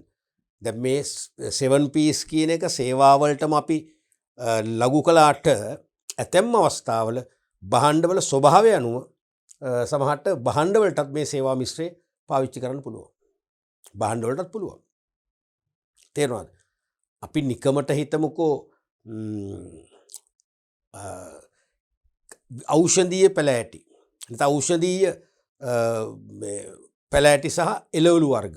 ඖෂධීය ලෙස වගා කරපු පළතුරු කියන්නේ කාබනික පොහොර යොදලා ඖෂධීය වශයෙන් සෞඛ්‍ය සම්පන්නව හදපු එළවලු සහ පළතුරු ගොවිපලකට අපිට ගිහිල්ලා මිලදී ගන්න අවශ්‍ය වුණොත් ඒ සඳහා මේ සේවා මිශ්‍රය පාවිච්චි කරන්න පුළුවන්. ඒතර භාණ්ඩ අලෙවි කරන තැනක් නේ. සේවයකුත් වෙනවා භාණ්ඩ අලෙවි කරන්නේ. එහෙනම් ඒ ගොවිපලට ගියාම අපි පිළිගන්න. අපිට ආපු පිළිවෙලට අපිට එළවලු දේවල් සපයනකම් අපිට හොඳ වාඩි වෙන්න පහසුකම් ඇති ස්ථානය. ගියාම සමහරට කොළ කැඳ වීදුරක් උදේ ගියා නම් තේරුණාද? දවල් කාලේ ගියා නම් බෙලිමල් වීදුරක් කිතුල් ලකුරු කෑල්ලක් කන්න දීලා. අපෙන් අහන මොනවද අවශ්‍ය කියලා කෙනෙක් කියලා ලිස්ට් එක ලියා ගන්නවා. හරිද? අපිට සාම්පල් පෙන්නනවා. ගොවිපලේ ඇවිදින්න පුළුවන් ඇවිද්දවනවා. ඇවිදලා අපිට තෝරගන්න. ඒ වගේ සමස්තය දෙන්න පුළුවන්. අන්න එතනදී මොකද වෙන්නේ? අන්න එතනදී මේ භාණ්ඩ අලෙවි කළාට එතන වඩා ගැළපෙන සේවා මිශ්‍රය. ගැළපෙන සේවා මිශ්‍රය. තේරුණානේ? රයිට්. අපි බලමු ඊළඟට මේ සේවා මිශ්‍රයක මූලිකාංග 7 කෙටියෙන් පැහැදිලි කිරීමක්. පළවෙනි එක නිෂ්පාදිතය. අර ප්‍රොඩක්ට් එකේම භාණ්ඩ මිශ්‍රයේම තිබිච්ච එක තමයි නිෂ්පාදිතය. වෙන්නේ මොකද්ද මෙතන? සේවාව. නිෂ්පාදිතය වෙන්නේ සේවාව. නිෂ්පාදිතය වෙන්නේ සේවාව. මෙතන නිෂ්පාදිතය කියලා කියන්නේ සේවාව. සේවාව පාරිභෝගික අවශ්‍යතා සහ වුවමනා තෘප්තිමත් කරන විකිණීම සඳහා වෙළඳපොළට ඉදිරිපත් කරන කවර මොහොතේකි. භාණ්ඩයක් වෙන්න පුළුවන්, සේවාවක් වෙන්න පුළුවන්. මිල භාණ්ඩය හෝ සේවාව හෝ ලබා ගැනීම සඳහා පාරිභෝගිකයාගේ වන මුදලයි. අපි භාණ්ඩයක් ලබා ගත්තත් සේවාවක් ලබා ගත්තත් ඒ සඳහා අපි මිලක් ගෙවන්න වෙනවා. ඒ අපි ගෙවන මිල තමයි මිල කියන්නේ. ගෙවන මුදල තමයි මිල කියන්නේ. ඊට පස්සේ ස්ථානය නැත්නම් බෙදා හැරීම. ස්ථානය නැත්නම් බෙදා හැරීම. නිෂ්පාදිතය වඩා සාර්ථක අලෙවි කර ගැනීම සඳහා වෙළඳපොළට බෙදා හැරීමයි. එක්කෝ භාණ්ඩය එක්කෝ සේවාව. ලබා ගන්නා වෙත පහසුවෙන් ලබා ගත හැකි වන ආකාරයට බෙදා හැරීමේ මාර්ග ක්‍රියාත්මක වෙන්න ඕන. ඒකයි මේ කියන්නේ නිෂ්පාදිතය වඩා සාර්ථක අලෙවි කර ගැනීම කියන එකේ තේරුම අදාළ ගනුදෙනු කරුවාට පහසුවෙන් මිලදී ගත හැකි වන ආකාරයට කියන එකමයි මේ කියන්නේ. පහසුවෙන් මිලදී ගත හැකි වන ආකාරයට සමීප ස්ථානයකින් ගනුදෙනුකරුවක් වඩා කැමැති ස්ථානයකින් මිලදී ගන්න පුළුවන් වන විදියට බෙදා හැරීම සැලසුම් කරන්න ඕනේ. ඊළඟට ප්‍රවර්ධනය. නිෂ්පාදිතය ගැන ඇල්මක් දක්වන ඉලක්ක හා විභව ගනුදෙනුකරුවන්ට sannivedanaya සඳහා යොදා ගනු ලබන ක්‍රියාවලියයි. තේරුණාද? නිෂ්පාදිතේ භාණ්ඩය හෝ සේවාවක් කෙරේ උනන්දුවක් ඇල්මක් දක්වන ඉලක්ක. ඒ කියන්නේ දැන් මිලදී ගන්න නියත අය. අනිත් එක විභව. මිලදී ගන්න කැමැත්තෙන් පසු වෙන අය. ගනුදෙනුකරුවන්ට sannivedanaya සඳහා තොරතුරු ගෙන යාම සඳහා අනුගමනය කරන ක්‍රියා මාර්ග තමයි ප්‍රවර්ධනය කියන්නේ. නැත්නම් ඉලක්ක හා විභව ගනුදෙනුකරුවන් පෙළඹවීමට මිලදී ගැනීමට පෙළඹවීමට යොදා ගන්න උපාය මාර්ග තමයි ප්‍රවර්ධනය කියන්නේ. තේරුණාද? මිලදී ගැනීමට පෙළඹවීමට. ඕන මෙතන ලියන්න පුළුවන්. එනම්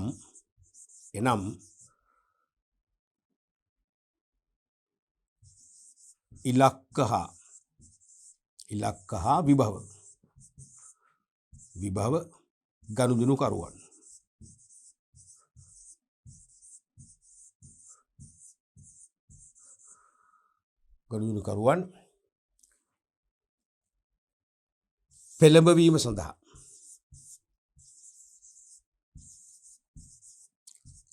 පෙළඹවීම සඳහා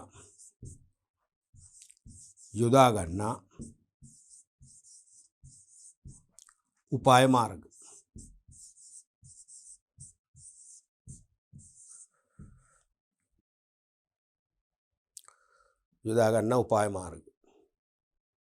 ඊළඟට පස්වෙනි එක මිනිසුන් විශේෂඥතාව ලැබූ සුහද ආචාරශීලී විකුණුම් සේවකෝ මෙහිදී විශේෂ වේ. ඒ කියන්නේ සේවාව සපයන්නම විශේෂඥතාවයක් දක්වන සුහද ආචාරශීලී ප්‍රසන්න බවකින් යුක්ත සේවකෝ තමයි අනිවාර්යයෙන්ම මේ පුද්ගලින් ගණයට වැටෙන්නේ. සංචාරක හෝටල් එක බලන්න රිසෙප්ෂනිස්ට්ලට ගොඩක් වෙලාට උදාගන්නේ කාන්තාව. මොකද කාන්තා චරිතය සාමාන්‍යයෙන් ලෝකෙම පිළිගන්නේ සුන්දරම චරිතයක් විදිහටනේ. පිරිමින් ටිකක් දඩබ්බරයිනේ. එහෙමනේ. පිරිමි ටිකක් දඩබ්බරයිනේ. නමුත් කාන්තාව දඩබ්බර නැහැ. නේ? ඒ බොහොම සුහද. ඒ වගේම ආකර්ශනීයනේ. ආකර්ශනීය චරිතයක් වශයෙන් තමයි කාන්තාව සලකන්නේ. දැන් පිළිගැනීමේ නිලධාරී තනතුර ගත්තොත් 99%ක්ම ඉන්නේ කවුද? කාන්තාව. ඒ කියන්නේ බොහොම ප්‍රසන්න බවකින් සුහද ලීලාවකින් පිළිගන්න තමයි. මොකද ඒ සඳහා මේගොල්ලෝ දක්ෂයි. ඒ සඳහා මේගොල්ලෝ දක්ෂයිනේ. මොකද අපිට නැති ඒවත් තියෙනවලු මේගොල්ලන්ට 64ක්ද කොහෙද තියෙනවලුනේ. ඉතින් ඒවා පාවිච්චි කිරීමෙන් පුළුවන් අපිට වඩා හොඳින් අමුත්තන්ව පිළිගන්න. නේ? අමුත්තන්ට ආරම්භයේදීම මේ ආයතනය කෙරෙහි සේවා ලබාගෙන ස්ථානය කෙරෙහි වැඩි කැමැත්තක් ජනනය කරන්න ඒගොල්ලෝ දක්ෂයි. අන්න විශේෂඥතාවයක් දක්වන අය. තේරෙනවද? රෙස්ටොරන්ට් මැනේජර්, සංචාරක හෝටලයක, භෝජනාගාර කළමනාකරු. එයා ඒ වැඩේට දක්ෂයි. විශේෂඥයෙක්. එයා දන්නවා එන අමුත්තන්ගේ මනදොල පිළවන ආකාරයෙන් ආහාරපාන ඒ ආහාරපාන අදාළ බුෆේ ටේබල් එක ඇරේන්ජ් කරන්න. තේරෙනවද? එයා දන්නවා සමහරට සංචාරකයන් කෑමට ආවට පස්සේ හදිසි ඇනවුම් කරන්න පුළුවන් ආහාර මොනවද? හදිසි අපි තුන් බිත්තර ඔම්ලට් එකක් වගේ එකක් උදාහරණයක් වශයෙන්. ඒකටත් එයා සූදානම් වෙලා ඉන්නේ. අනේ වගේ විශේෂඥතාවයක් යුක්ත සුහද ආචාරශීලී. අනිවාර්යයෙන්ම සේවකව අවශ්‍ය වෙනවා සේවා සපයන ස්ථානයකට. ඊළඟට ක්‍රියාවලිය. සේවයේ සැපීමට අවශ්‍ය වන මෙහෙයුම් පද්ධතිය හා අලෙවියෙන් පසු සිදුවන සේවා සියල්ලමයි. සේවාව සපීමේ මෙහෙයුම් පද්ධතියක් තියෙනවනේ. නැත්නම් සේවා සපයන ක්‍රියාවලිය. ඒ සමස්ත ක්‍රියාවලියම විධිමත්ව ක්‍රමානුකූලව පිළිවෙලකට ක්‍රියාත්මක වෙන්න ඕනේ. ඒත් එක්කම අලෙවියෙන් පසු සේවා සමහරට සේවා ලබා දුන්නන් පස්සේ සේවා සපයන්න වෙනවා. තේරෙනවද? අන්න ඒ සේවා ටිකත් මෙතනටම අයිති ක්‍රියාවලිය කොහොම තේරෙනවනේ. දැන් අපි හිතමු පෞද්ගලික රෝහලක නතර වූ සේවකයෙක් සුවපත් වෙලා එයාට තියෙනවා සතියකට වරක් අපි හිතමු අර දවස පුරා පැය 24 පුරා ECG පරීක්ෂණයට භාජනය වෙන්නේ. ඒතර ECG මැෂින් එකක් නැහැනේ. එතකොට ඒ ලෙඩාව ගෙන්වන එකත් දුෂ්කර වැඩක් නම්. හරිද? ඒ හෝටලේ වාහනයකින් වෙනම ටෙක්නීෂියන් කෙනෙක් ගිහිල්ලා ඒ මැෂින් එක සවි කරලා ඊළඟ දවසේ පැය 24 ගියන් පස්සේ ඒ මැෂින් එක ගලවගෙන ඇවිල්ලා පරීක්ෂණ වාර්තාව වෛද්‍යවරයාට පෙන්නලා වෛද්‍යවරයාගේ උපදෙස් දුරකථනයෙන් ලබා දෙනවා. අන්න අලෙවියෙන් පසු සේවා. ඒවත් අයිති ක්‍රියාවලිය කොහොමද? තේරෙනවද? ඊළඟට භෞතික වටපිටාව. ගනුදෙනු කරුට ඉහළ අගයක් ලබා දීම සඳහා සේවා සපයන ස්ථානයේ පරිසරය හා වටපිටාව නිර්මාණය කිරීම. ගනුදෙනු කරුට නැත්නම් සේවාදායකයට ඉහළ අගයක්, ඉහළ වටිනාකමක්, ඉහළ තෘප්තියක් ලබා දී හැකි වන පරිදි සේවා සපයන ස්ථානයේ පරිසරය හා වටපිටාව නිර්මාණය කරලා තියෙනවා. දැන් බලන්න පෞද්ගලික රෝහල් විශේෂයෙන්ම රජයේ රෝහලුත් තියෙන නැතුව නෙවෙයි පෞද්ගලික රෝහල් ගොඩක් වෙලාවට හොඳ ලෑන්ඩ්ස්කේපින් කරන අය ගෙන්වලා හොඳට ගස් කොළන් වවලා මල් වගා කරලා. ඒ කියන්නේ හොස්පිටල් එකේ නවාතන් ගන්න රෝගීන්ට තම රෝගී කාමරයේ සිට අවට පරිසරේ නරබද්දි ප්‍රසන්න බවක් මල්ලු වෙනක් පේන්න ඕනේ. එයාට රෝගී බව නැති වෙන්න ඕනේ. එයා එතන ඉන්න කැමැත්තක් දක්වන්න. එතන තව තවත් ඉඳලා බලෙන් ටිකට් කපාගෙන නැතුව කැමැත්තෙන් ඉඳලා ප්‍රතිකාර ගන්න තරම් එයාගේ මනස සූපත් කරන වටපිටාවක් තියෙන්න ඕනේ. තේරුණාද? ඒ වගේම සමහරට බුදුන් වදින වෙනම බුදු මැදුරක් සවසර ගිහිල්ලා භාවනා කරන භාවනා මධ්‍යස්ථානයක්. සමහරට රීඩින් රූම් එකක් හොස්පිටල් එකක තියෙනවා ප්‍රයිවට් හොස්පිටල් එකනේ. රීඩින් රූම් එකක් ගිහිල්ලා කියවන්න පොත්පත් ගෙනල්ලා සමහරට තමන්ගේ ඇඳ ළඟට ගෙන්නගෙන කියවන්න පුළුවන්. ගිහිල්ලා කියවන්න පුළුවන්. ඒ වගේ ඇවිදින්න පුළුවන් කෙනෙක් නම්. ඒ වගේ භෞතික වටපිටාවක් අනිවාර්යයෙන්ම සම්පාදනය කරලා තියෙන්න ඕනේ. එහෙම වුණොත් තමයි සේවාව ලබන්න කැමැත්තෙන් ආකර්ෂණය වෙන්නේ. ඕක තමයි 7 piece වල මිශ්‍රේ අර්ථය. අපි ඊළඟට බලමු අලෙවි මිශ්‍රය ගනුදෙනු කරුගේ දෘෂ්ටියෙන්. දැන් අපි කතා කර අලෙවි කරන සම්පාතය නැත්නම් මිශ්‍රය ව්‍යාපාරික දෘෂ්ටියෙන්නේ. 4 piece කතා කරේ. මෙන්න මේක නිතරම අහන විභාගයට මතක තියාගන්න. මේක නිතරම විභාගයට අහනවා. ව්‍යාපාරිකයේ දෘෂ්ටියෙන් තමයි 4 piece කියන්නේ. ගනුදෙනු කරුගේ දෘෂ්ටියෙන් 4 piece නෙවෙයි 4 C's. 4 C's නැත්නම් සිවා මොඩල් කියන එක. සිවා මොඩල් කියන එක ඉන්නේ. මේක නිතරම විභාගයට අහනවා. විශේෂයෙන්ම කෙටි නිශ්චිත පිළිතුරු සපයන ප්‍රශ්න වලට අහනෝමයි. හරිද? මේ තියෙන්නේ අලෙවි මිශ්‍රයේ කස්ටමර්ගේ පැත්තෙන්. 4 piece කිව්වේ ව්‍යාපාරිකගේ පැත්තෙන්. උදාහරණයක් වශයෙන් මේ තියෙන sellers for fees විකුණුම්කරුගේ පැත්තෙන් product price place promotion කියන එක. හරිද? ගනුදෙනුකරුගේ පැත්තෙන් product කියන්නේ customer solution.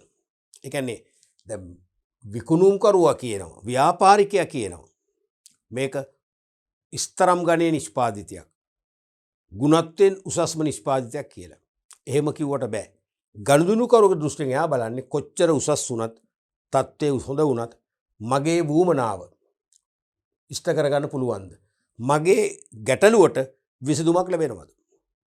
දැන් අපි භාණ්ඩයක් හෝ සේවාවක් ලබා ගන්නේ ගැටලුවක් නිසානේ. ඒ ගැටලුව සමනය කරගන්න. එහෙනම් මගේ වුමනාවට මගේ ගැටලුවට විසඳුමක් ලැබෙනවද? Customer solution. අනික ප්‍රයිස්. දැන් ව්‍යාපාරිකයා හෝ අලෙවිකරුගේ දෘෂ්ටියෙන් එයා කියනවා මේක සාධාරණ මිලක අපි අය කරනවා. සාධාරණ මිලට අලෙවි කරනවා. සාධාරණ මිලට ලබා දෙනවා. අපේ පැත්තෙන් බලන්න ඕන අපි මොකද්ද? Customers cost. අපේ පිරිවැය. පාරිභෝගික පිරිවැය අඩු වෙන තරම් හොඳ මිලක්ද? පාරිභෝගික පිරිවැය අඩු කරගන්න බැරි මිලක් නම් අපට තේරුමක් නැහැ. ඊළඟට ප්ලේස් ස්ථානය. විකුණුම්කරුගේ පැත්තෙන් කියනවා ගනුදෙනුකරුට පහසුවෙන් මිලදී ගන්න හොඳම ස්ථානයකට අපි බහන බෙදා හරිනවා කියලා. ඇත්තටම ගනුදෙනුකරුගේ පැත්තෙන් අපේ පැත්තෙන් අපි බලනවා ඇත්තටම අපට පහසුයි. කන්වීනියන්ස්. අපට පහසු තැනකින්ද මේ මිලදී ගන්න මේගොල්ලෝ බෙදා හැරීම මාර්ග ක්‍රියාත්මක කරන්නේ. නැද්ද කියලා අපි අනිවාර්යයෙන් සලකලා බලනවා. ඒත් එක්කම ප්‍රොමෝෂන් ප්‍රවර්ධනය. ප්‍රවර්ධනයෙන් විකුණුම්කරු වැඩ දෙකක් කරනවානේ. එකක් භාණ්ඩා සේවා පිළිබඳ තොරතුරු සපයමින් ගනුදෙනුකරුවා දැනුවත් කරනවා. ගනුදෙනුකරුවා දැනුවත් කරනවා. දෙක තමයි දැනුවත් කර අවසානයේ මිලදී ගන්න පෙළඹවීමක් කරනවා. ප්‍රොමෝෂන් වලින් කරන්නේ ඒකනේ. කස්ටමර්ගේ පැත්තෙන් අපි බලන්නේ කොමියුනිකේෂන්. අපිට අවශ්‍ය තොරතුරු sannivedanaya වුණාද? ප්‍රවර්ධනයේ මගින් අපිට අවශ්‍ය තොරතුරු sannivedanaya කළාද? භාණ්ඩ වර්ගයේ මිලදී ගත හැකි ස්ථානයේ භාණ්ඩට එක්කල මෑතදී එක්කල නව සුවිශේෂී ගුණාංග කියන තොරතුරු අපිට ලැබුණාද? sannivedanaya වුණාද? කියන එක තමයි බලන්නේ. ඒක තමයි කස්ටමර්ගේ පැත්තෙන් එන්නේ. එහෙනම් කස්ටමර්ගේ පැත්තෙන් ගත්තොත් විභාගයට අහනවා ව්‍යාපාරික දෘෂ්ටියෙන් අලෙවිකරන සම්පාදනය කියන්නේ නිෂ්පාදිතය මිල ස්ථානයේ ප්‍රවර්ධනය. ඒක ගනුදෙනුකරුගේ දෘෂ්ටියෙන් ලියා දක්වන්න. නැත්නම් මේ වගේම chart එකක් වගුවක් විදිහට දීලා වගුව ඉස්සරහ අපිට මෙතන හිස්තැන් තියෙන මේක ලියන්න තියෙන්නේ. දැන් මේකම කියන්නකෝ මේක සිංහලෙන් දෙනවා නිෂ්පාදිතය කියලා අපිට සිංහලෙන් ලියන්න ඕන. තේරුණාද? ඒතර ලියන්නේ මොකද්ද? Customer solution. ඒ කියන්නේ පාරිභෝගික විසඳුම. නේ? පාරිභෝගික විසඳුම. පාරිභෝගික විසඳුම. පාරිභෝගික විසඳුම. කස්ටමර් කොස්ට් පාරිභෝගික පිරිවැය. පාරිභෝගික පිරිවැය අඩු කරගන්න පුළුවන් මිලක්ද කියන එකනේ පාරිභෝගික පිරිවැය. විභාගයට මේක ඉංග්‍රීසියෙන් ලියුවොත් කිසි ප්‍රශ්නයක් නැහැ ලකුණු දෙනවා. කන්වීනියන්ස් පහසුවෙන් මිලදී ගත හැකි බව. මිලට ගැනීමේ පහසුව. පහසුව තියෙනවා. අපිට පහසු ස්ථානයකින්ද ගන්න පුළුවන් වෙන්නේ. මිලට ගැනීමේ පහසුව. කමියුනිකේෂන්ස් තොරතුරු. අවශ්‍ය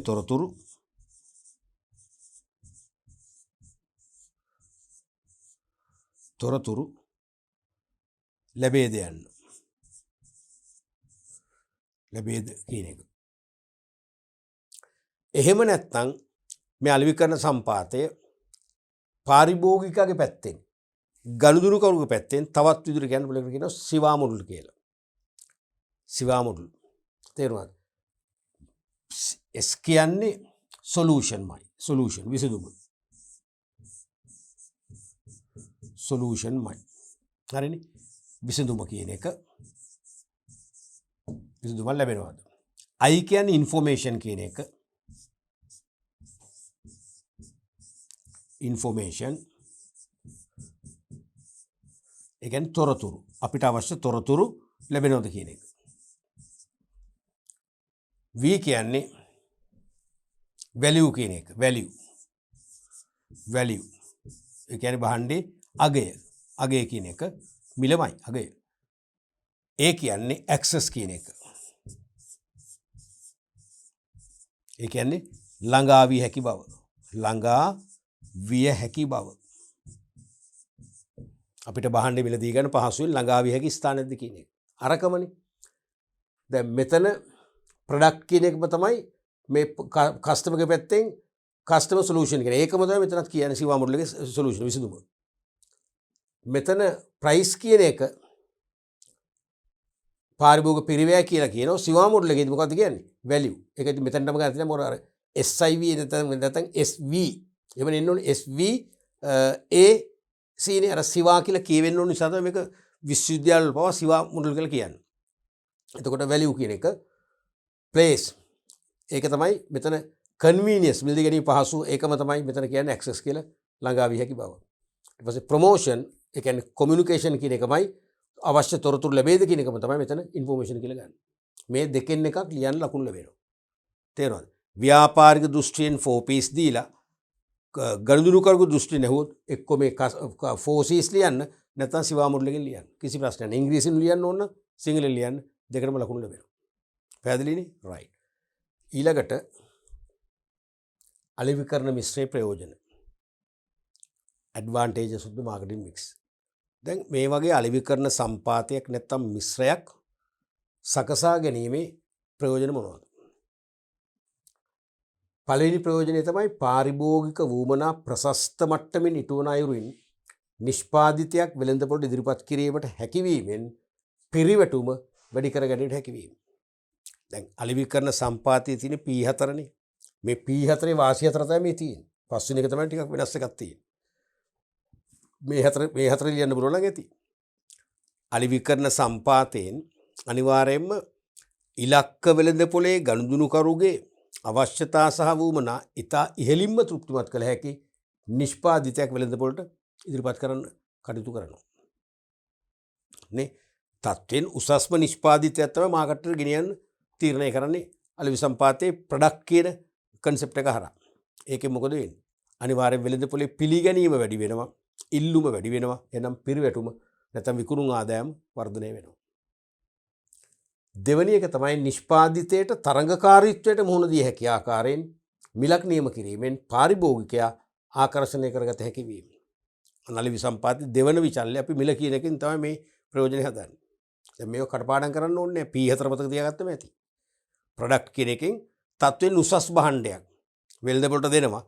ඒ හරහා විශාල පාරිභෝගික පිරිසක් ආකර්ෂණය වෙනවා. ඒ නිසා පිරිවැටුම නැත්නම් විකුණුම් හා ලාභය ඉහළ යනවා. අනික නිෂ්පාදිතයට තරඟකාරීත්වයට මුහුණ දී හැකි ආකාරයේ මිලක්. සාධාරණ මිලක්. දැන් තරඟකරු අනුගමනය කරන මිලට වඩා ටිකක් අඩු මිලක් නියම කරොත්. තේරෙනවද? මොකද වෙන්නේ? නැත්නම් තරඟකරුවන්ගේ මිලම අපි ලකුණු කරනවා. නමුත් ඒ ලකුණු කළ මිලෙන් 10% ඩිස්කවුන්ට් එකක් දෙනවා. අන්න තරඟකරුවන්ට වඩා මොකද වෙන්නේ? ඇඩ්වාන්ටේජ් එකක් තියෙන නිසා පාරිභෝගිකෝ මොකද වෙන්නේ? කැමැත්තෙන් මේ භාණ්ඩ මිල දී ගන්න ආකර්ෂණය වෙනවා. ඒකිනුත් විකුණුම් සහ ලාභ වර්ධනය වෙන නිසා. එහෙම ලියන්න පුළුවන්. තුන්වෙනි එක විවිධ ප්‍රවර්ධන උපක්‍රම. අන්න ප්‍රවර්ධනය කියන එක ගන්න P4 තුන්වෙනි එක ප්‍රොමෝෂන් කියන එක. විවිධ ප්‍රවර්ධන උපක්‍රම භාවිත කරමින් භාණ්ඩ මිල දී ගැනීමට පොළඹවා ගැනීමට හැකිවීම. මොකද අලෙවි සම්පාත එක මිශ්‍රණයක් තමයි එක විචල්‍යයක් තමයි ප්‍රවර්ධන උපාය මාර්ග. ඒ විවිධ ප්‍රචාරණයේ ඇතුළු විවිධ වූ ප්‍රවර්ධන උපක්‍රම භාවිතය තුළින් මිලදී ගැනීමට ගනුදෙනු කරුවන් පොළඹවා ගන්න පුළුවන්. ඒ තුලිනුත් මොකද වෙන්නේ? අවසානයේ විකුණුම් සහ ලාභ වර්ධනය වෙනවා. ඒතර අවසානයේ දක්වා මේ තුලින් විකුණුම් සහ ලාභ වර්ධනය කරගත හැකි මොකද ලියුවොත් කමක් නෑ. හතරවෙනි එක තමයි මොකක්ද? ස්ථානය. ප්ලේස් මිස් කියන එකෙන් ගන්න හතරවෙනි එක පාරිභෝගිකයාට නිෂ්පාදිත වඩාත් පහසුවෙන් ආසන්නතම ස්ථානයෙන් මිලදී ගත හැකි වෙනසේ එම නිෂ්පාදිත බෙදා හැරීම. පාරිභෝගිකයට පහසුවෙන් තමන් කැමති සහ පහසු ස්ථානයකින් මිලදී ගන්න පුළුවන් වන විදියට භාණ්ඩ බෙදා හරිනවා නම් ඒ නිසාත් මොකද වෙන්නේ? ඉල්ලුම වර්ධනය වෙනවා, විකුණුම් සහ ලාභ වර්ධනය වෙනවා. දැන් මේ හතරම කිව්ව මොනවද අපි? අලෙවි සම්පාතයේ P4 වාසිය කිව්වේ. පළවෙනි එක ප්‍රොඩක්ට් තත්ත්වෙන් උසස් නිෂ්පාදිත හඳුන්වා දෙන්න පුළුවන්. ඒ නිසා ඉල්ලුම වැඩි වෙලා පිරිවැටුම නැත්නම් විකුණුම් ආදායම් ඉහළ යනවා. අනික නිෂ්පාදිතයට තරඟකාරීත්වයට මුහුණ දී හැකි ආකාරයේ මිලක්. ඒ කියන්නේ තරංකරුවන්ගේ මිල ලකුණු කරනවා. නැත්නම් බාල භාණ්ඩයක් කියලා හිතනවනේ. හැබැයි අපි ඩිස්කවුන්ට් එකක් දෙනවා ඒක. 10% අනිවාර්යෙන් ඩිස්කවුන්ට් එකක් දෙන හැමෝටම. මොකද වෙන්නේ? අනිවාර්යයෙන්ම ඉල්ලුම වැඩි වෙනවා. විකුණුම වැඩි වෙනවා. අනෙක් එක ප්‍රවර්ධන ක්‍රම භාවිතා කරමින් පාරිභෝගිකයන් භාණ්ඩය කරා පහසුවෙන් ආකර්ෂණය කර ගැනීමෙන් විකුණුම් සහ ලාභ වැඩි වෙනවා. අනිත් එක පාරිභෝගිකයාට නිෂ්පාදිත වඩාත් පහසු ස්ථානයකින් මිලදී ගන්න පුළුවන් වන විදියට කැමැති හා පහසු ස්ථානයකින් මිලදී ගන්න පුළුවන් වන විදියට භාණ්ඩ බෙදාහැරීම මගිනුත් පාරිභෝගික ආකර්ෂණය කැමැත්ත තුළින් විකුණුම් සහ ලාභ වැඩි වෙනවා. ඔය හතර තමයි ප්‍රධාන වාසි හතර. පස්වෙනි එක බලන්න කියවල මොකද්ද කියන්නේ කියලා. සමස්තයක් ලෙසට ආයතනයේ අරමුණු ඉටු කර ගැනීමට අලෙවි කරන මිශ්‍රයේ සියලු විචල්්‍ය උපකාරී වේ. ඒක නැති වුණත් කමක් නැහැ. තිබුණත් කමක් නැති ඒක අදහසක් නැතුවම නෙවෙයි. මූලික අදහස අතර මෙතන තියෙනවා. වාසි අතරනේ. මේ කියන්නේ සමස්තයක් ලෙස. සමස්තයක් වශයෙන් ගත්තම ආයතනයේ ඉලක්ක අරමුණු ඉටු කරගන්න අලෙවි කරන මිශ්‍රයේ උපකාරී වෙනවා. ඇයි? අලෙවි කරන මිශ්‍රයේ මේ විදියට ක්‍රියාත්මක කිරීම තුළින් විකුණුම් සහ ලාභ වැඩි වෙනවා. අපේ වෙළඳපොළ කොටස පුළුල් වෙනවා. කීර්තිනාමය වර්ධනය වෙනවා. වෙළඳපොළ දිගුකාලීන ස්ථාවර වෙනවා. තරගයට මුහුණ දෙන්න පුළුවන්කම ලැබෙනවා. අන්න ඒක තමයි මේකෙන් කියන්නේ. සමස්තයක් ලෙසට ආයතන අරමුණු ඉටු කරගන්න අලෙවි කරන මිශ්‍රයේ සීල විචල්්‍ය උපකාරී වෙනවා. ඔන්න වගේ ප්‍රයෝජන තියෙනවා අලෙවි කරන මිශ්‍රය. හැමදාම ඇහුවේ නැතත් වරින් වර අලෙවි කරන මිශ්‍රයේ ප්‍රයෝජන අහනවා. පැහැදිලිනේ? රයිට්. මම හිතන්නේ දැන් ඔබට අලෙවි කරන මිශ්‍රය ගැන කිසිම ගැටලුවක් නැහැ. අපි දැන් හඳුන්වා දීමනේ මේ පරිච්ඡේදයෙන් කරන්නේ. අපි අලෙවි කරන මිශ්‍රය අපි දැන් ගැඹුරට තව යනවා ඉස්සරහ පාඩම් පරිච්ඡේද මගේ. තේරෙනවද? අලෙවි කරන මිශ්‍රය අපි දැන් දන්නවා. අලෙවි කරන මිශ්‍රය කියන්නේ මොකක්ද? ඉලක්ක ගනුදෙනුකරුවන්ගේ ඉල්ලුමට ප්‍රතිචාර දැක්වීමට නැත්නම් බලපෑම් කිරීමට හැකි වූද අලෙවිකරුවන්ට පාලනය කළ හැකි වූද විචල්්‍යන සමූහයක එකතුවක්. කියන්නේ product price place promotion.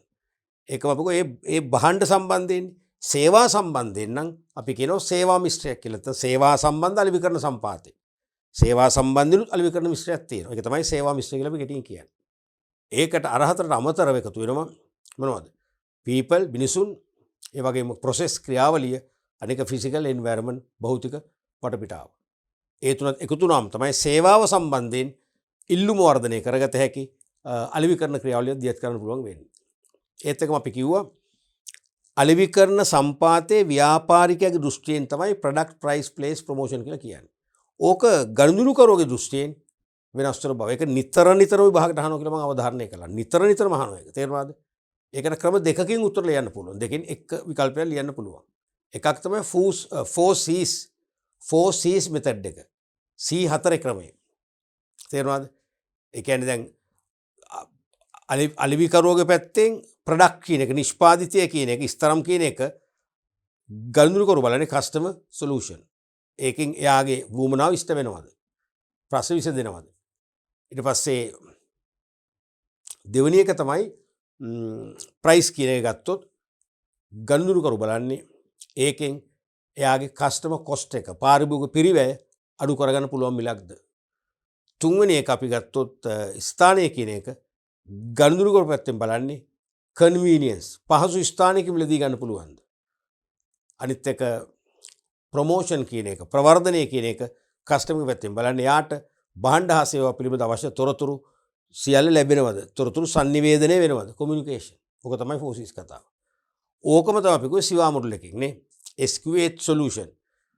වුවමනායිස්ට වෙන විසඳුමක් ලැබෙනවද භාණ්ඩ වලින්? I කිව්වේ information.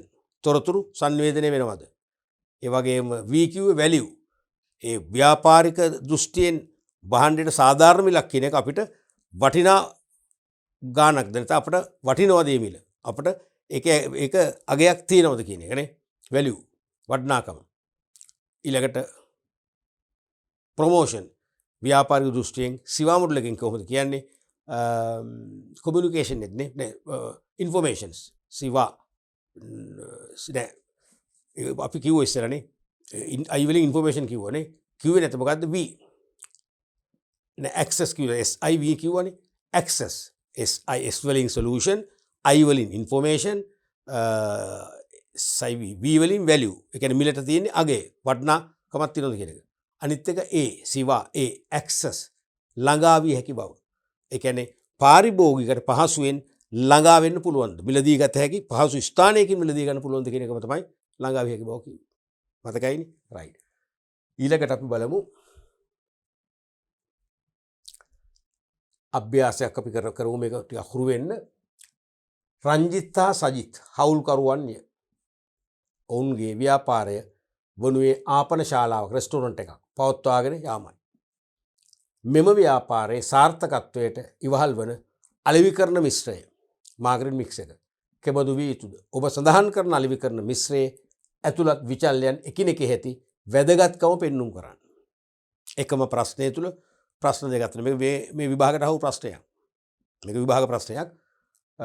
මෑතදී අහපු හොඳ ප්‍රශ්නයක්. රංජිත් සහ සජිත් හවුල්කරුවන්ය. ඔවුන්ගේ ව්‍යාපාර වෙන්නේ රෙස්ටෝරන්ට් එකක් පවත්වන භෝජනාගාරයක්. ආපන ශාලාවක් කියන්නේ මෙතන වඩා හොඳ ආපන ශාලාවට වඩා භෝජනාගාරයක් කියවරනේ. රෙස්ටෝරන්ට් කොම සිංහලෙන් භෝජනාගාරයක් නේ. පවත්වගෙන යාම. මෙම ව්‍යාපාරයේ සාර්ථකත්වයට ඉවහල් වන අලෙවිකරණ මිශ්‍රය කෙබඳු විය යුතුද? මොන වගේ අලෙවිකරණ මිශ්‍රයක්ද අවශ්‍ය වෙන්නේ? ඒකට උත්තර කියන්න බලන්න. මේකට මම කියන්නේ භාණ්ඩ වලට සම්බන්ධ අර 4P සඩංගු අලෙවිකරණ මිශ්‍රයේද සේවාවට සම්බන්ධ තවත් අමතර P3ක් ඇවිල්ලා හැදෙන සේවා මිශ්‍රයද වඩා හරියන්නේ. සේවා මිශ්‍රයනේ 7Ps නේ. ඇයි? මේක සේවා සපයන තැනක් නේ. හොටල් එකක්, ආපන ශාලාවක්, කැන්ටින් එකක්, භෝජනාගාරයක් කොහොම මොකද්ද? අනිවාර්යයෙන්ම සේවයක්. එහෙනම් සේවා මිශ්‍රය මෙතන හරියන්නේ. ඒක තමයි පළවෙනි. එහෙනම් පළවෙනි තරු ලකුණ අපි තරු ලකුණු දෙකක ලියන්න ඕනේ. පළවෙනි තරු ලකුණ තමයි සේවා මිශ්‍රය. මේකට ලකුණු එකක් ලැබෙනවා. සේවා මිශ්‍රය කිව්වම.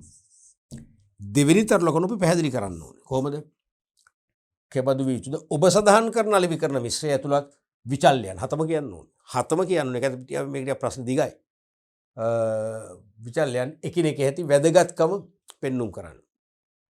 වැදගත්කම නිකන් ප්‍රයෝජනය වගේනේ. දැන් මාකින් ස්කීම් එකේ තමයි ප්‍රයෝජන පැත්තරම නඹුරු කරලා තිබුණේ නැහැ. මේක තිබුණේ මේ හතර කෙටි පැහැදිලි කිරීම. මේ හතම කෙටි පැහැදිලි කිරීමක් තමයි ස්කීම් එකේ තිබුණේ. විභාගයට අපේක්ෂා කළේ එහෙමයි. නමුත් මේක හරියට අර්ථය අහන්නේ වැදගත්කම. අපි පුළුවන් තරම් උත්සාහ කරමු මේ වැදගත්කම ඉස්මතු වන ආකාරයෙන් මේක කෙටි පැහැදිලි කිරීම කරන්න. තේරෙනවද? එතකොට පළවෙනි එක තමයි භාණ්ඩය. නැත්තම් එක භාණ්ඩය හරි. භාණ්ඩය.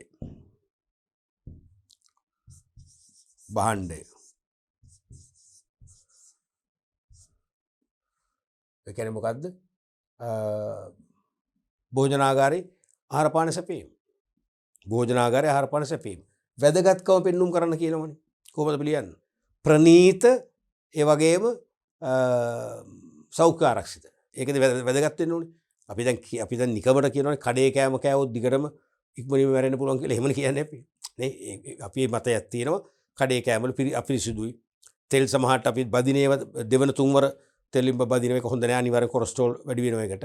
ඒ වගේම රසකාරක දානවා රසයේ එන්න. එතකොට මොකද වෙන්නේ? ગેස්ට්‍රයිටික් ඇතුළු විවිධ ආමාශයගත රෝග හැදෙනවා. එහෙම මතයක් තියෙනවනේ. එහෙනම් එහෙම නොමන බව අපි මේක එතු ගන්න ඕනේ. එහෙනම් ප්‍රනීත හා සෞඛ්‍ය ආරක්ෂිත ආහාර පාන කියන කතාව තමයි මෙතනට එන්න ඕනේ. එහෙනම් ප්‍රනීත හා සෞඛ්‍ය ආරක්ෂිත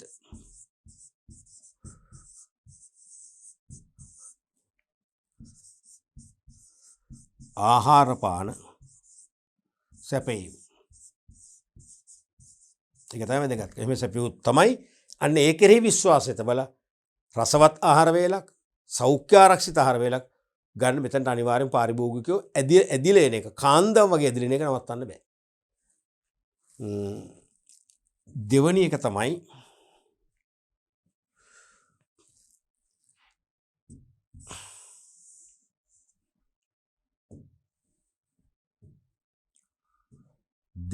තමයි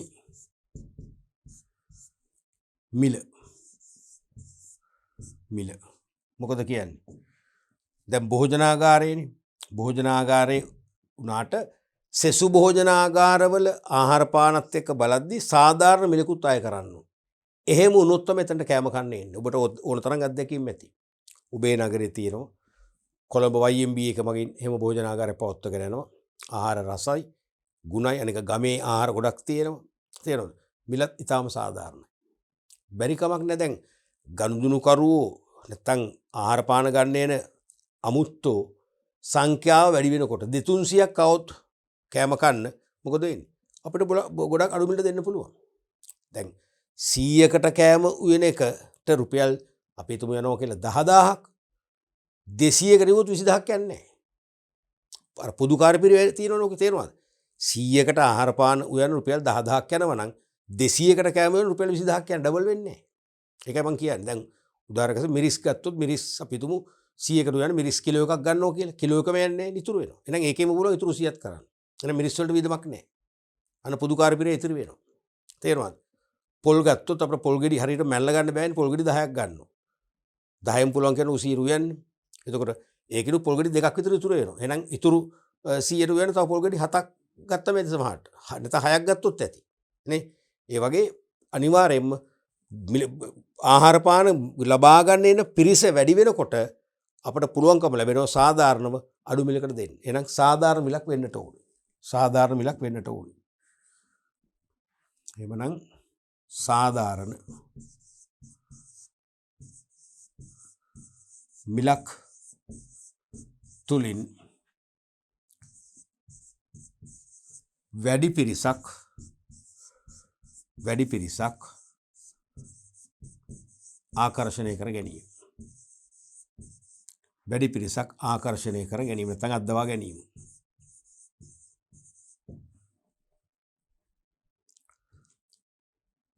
ඊළඟට රෝම ඉලක්කම් 3. මොකද්ද? ස්ථානය. ප්ලේස් කියන එක. ස්ථානය. මේකෙත් වෙන්න ඕනේ පාරිභෝගිකයට පහසුවෙන් ළඟා විය හැකි ස්ථානයක් වෙන්න ඕනේ.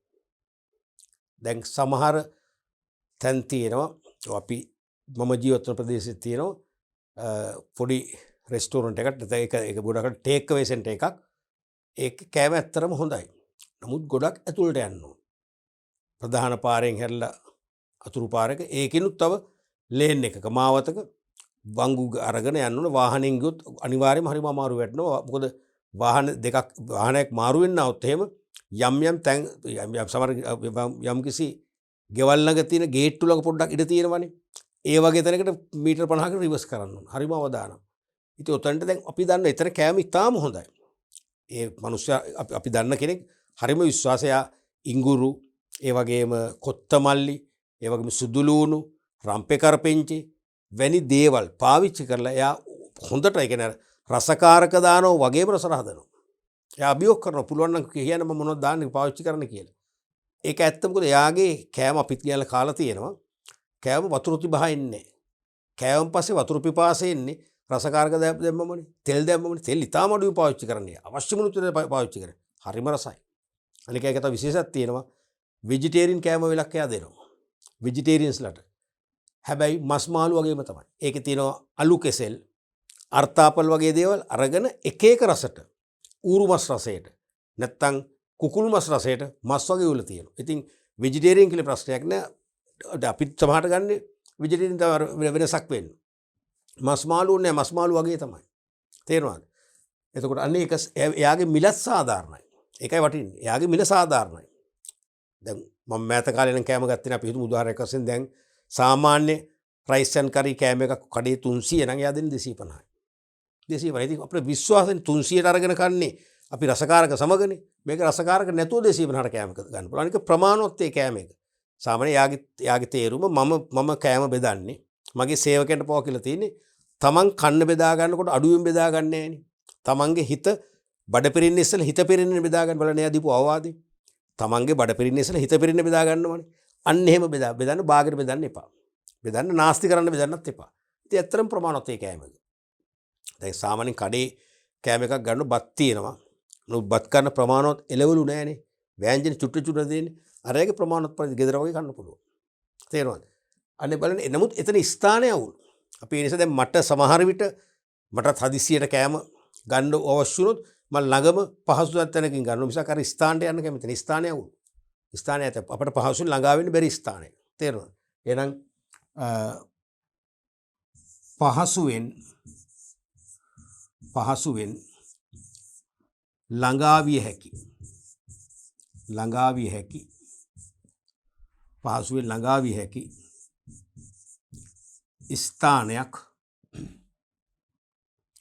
ස්ථානයක් වීමෙන් වැඩි පිරිසක් ආකර්ෂණය කරගත හැක. වැඩි පිරිසක් ආකර්ෂණය කරගත හැක.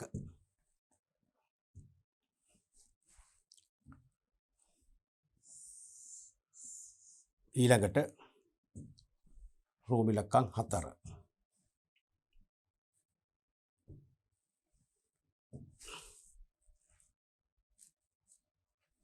රෝම ඉලක්කම් 4. අපි නිෂ්පාදිතය කිව්ව භාණ්ඩය එකම මිල කිව්වා, ස්ථානය කිව්වා,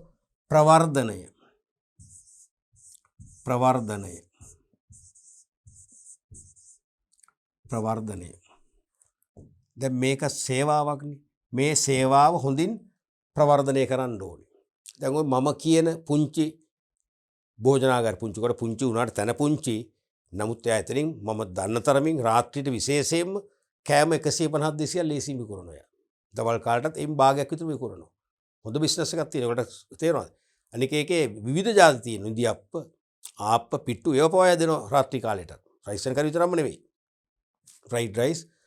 එතකොට මෙයාගේ රෙස්ටුරන්ට් ගියාම ඒකේ තියෙනවා ඩිජිටල් ප්‍රින්ටින් බෝඩ් එකක් තියෙන. ඒකේ තියෙනවා එයා පාවිච්චි කරන මොන ස්වභාවික රසකාරක.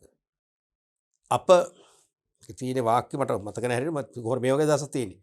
අප භෝජනාගාර පරිශ්‍රය තුල රසකාර නැහැ. අප භෝජනාගාර පරිශ්‍රය තුල වසෙන් විස තොරය. ඔන්නම ලස්සන ගලපලා තියෙනවා. අප භෝජනාගාර පරිශ්‍රය තුල වසෙන් විස තොරය. වස විස නැහැ කියන අර්ථය ලස්සනට ලියලා තියෙනවා. ඒක කියවන විටම පේනකොටම අපිට මොකද ඒ භෝජනාගාරයට අපි නැඹුරු වෙනවා. පක්ෂපාතී වෙනවා.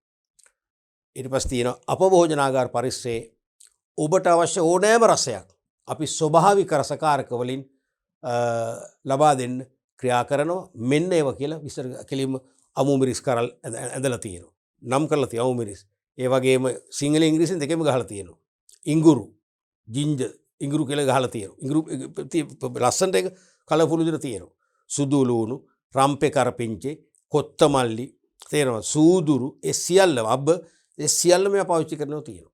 ඊට පස්සේ අයි මේවා කරන්ද මුං කරාබුනේ ඒව ඇත්තටම ඒව දානවා. කොච්චර මිලුණත් ඒව දානවා. හරක් මස් කුකුළු මස් වගේ වෙනකොට අනිවාර්යයෙන්ම ඒව දානවනේ නේ. ඒව මිල් දැන් ගෙවල් වල පවා අපි අද කරන්ද මුං පාවිච්චි කරන්නේ. අපිට කරන්ද මුං ගන්න ගියොත් අපිට බෑග් ලෝන් එකක් ගන්න ඕන. කරන්ද මුං ගන්න. ඒ තරම් ගණන් නමුත් එයා පාවිච්චි කරනවා. තේරුණාද? අන්න ප්‍රවර්ධනය. එයා ප්‍රවර්ධනය.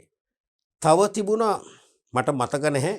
මම ඔය හලාවත යන කාලයක් මම හලාවත මිගුම් පැත්තේ යන කාලේ මතක නැහැ ඒරියක ඔය මහයෝ කියන පැත්තේ මගේ මතක හැටියට තිබුණා භෝජනාගාර කපිටින් කෑම කරනවා. එතනත් හරි ලස්සන. ඒ කියන්නේ එතන එළවලු කොටුවක් ලස්සනට තියෙනවා. වවලා. හරි හෙවන තැනක් පොල්ලතු වලින් වහලා තිබුණේ. හරි සෙවන හරි ප්‍රසිද්ධ එතන. ඒ එළවලු කොටුවේ ලස්සනට එළවලු වගා කරලා තියෙනවා. මම දන්නේ ඒක හිටවල නමුත් ඇත්තටම හිටවල මේ ගෙනල්ල පැලවවල නෙවෙයි තේරෙනවද? ඇත්තටම හෙලෙවිලා නමුත් ඒකේ පළදාව හරියට තියෙනවා. එයාගේ මං කියන එයාගේ වාසනාව. සමහරට අපි වැව්වොත් අපි එළවලු කොටුවේ දවස පුරාම ගත කරත් සාත්තු කරත් අපිට ඒ පළදාව එන්නේ. එයාගේ වාසනාවට හරිම ප්‍රසන්නයි. වට්ටක වෙලා තියෙන වට්ටක ගෙඩි කොයි වෙලෙත් තියෙනවා. පතෝල කරල් හොඳ මේ පෝෂ්‍යදාය පතෝල කරල් එල්ලෙනවා. වම්බොටු ඒව රම්පේ කරපිංචි. දැන් එතෙන්ට ගියාම කියන්නේ ගමේ ආහාර. ගමේ එළවලු. වස විස නැති එළවලු ව්‍යංජන පිළක තියෙන කියලා තමයි එතන ප්‍රචාරය කරන්නේ. ඒක පේනවනේ ඒක. පේනවනේ. දැන් ඇත්තටම අපිට තේරෙන එතනට එන පිරිස විශාල පිරිසක් කැමරට එනවා. එන පිරිසට ඒක තියෙන එළවලු මදි. නමුත් අපිට දැනෙන්නේ ඒකෙන් ගලවලා අරන් ඒ මොහොතට අරගෙන උයන ව්‍යංජන විදිහට තමයි තේරෙන්නේ. ඒක තමයි ප්‍රධානම ආකර්ෂණය. යන ප්‍රවර්ධන උපාය මාර්ගය. එවැනි ප්‍රවර්ධන ක්‍රම තුලින් පුළුවන් ගනුදෙනු කරුව ආකර්ෂණය කරගන්න. එතකොට පිපෙකට ලියන්න ඕනේ ආහාර වල ගුණත්වය ගුණත්වය ඉස්මතු කරවන ඉස්මතු වන ස්වරූපයේ ප්‍රවර්ධන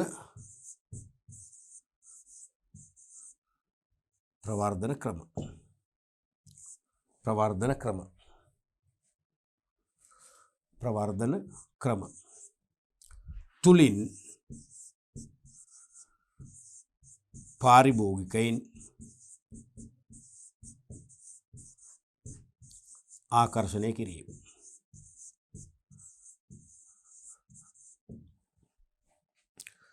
පාරිභෝගිකයින් ආකර්ෂණය කිරීම. ඊළඟට රෝබෙලක්කම් 5. මොකද්ද? පුද්ගලයින් මිනිසුන් කියන එක. පුද්ගලයින්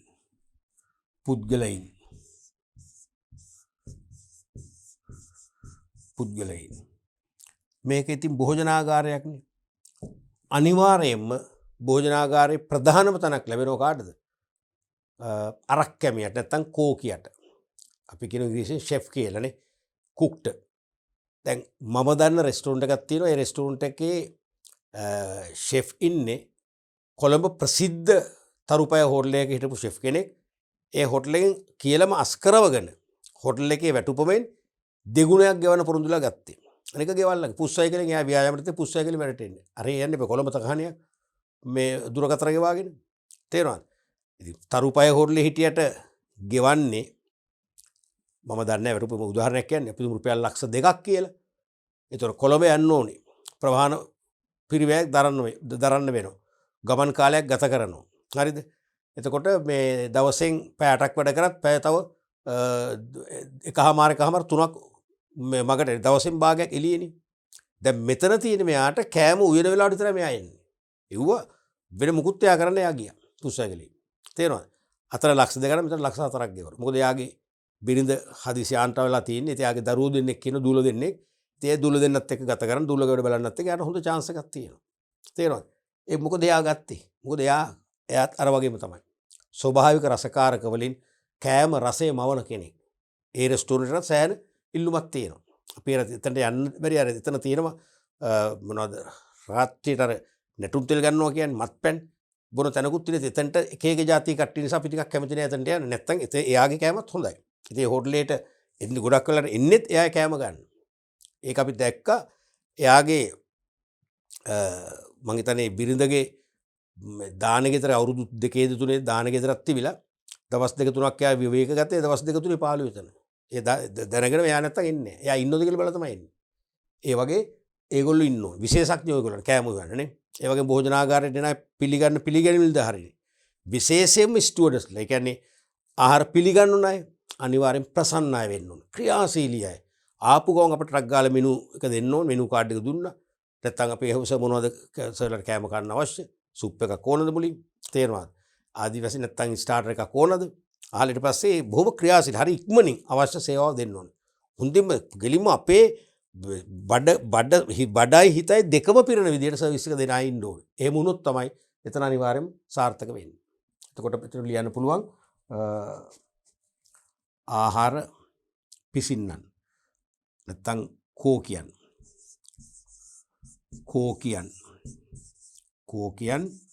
ඒ වගේම ආහාර පිළිගන්වන්නන්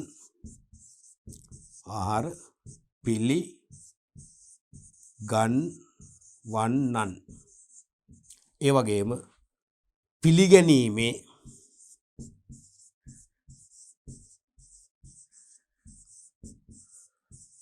නිලධාරීන් ප්‍රසන්න වෙන්න ඕනේ අනිවාර්යයෙන්ම.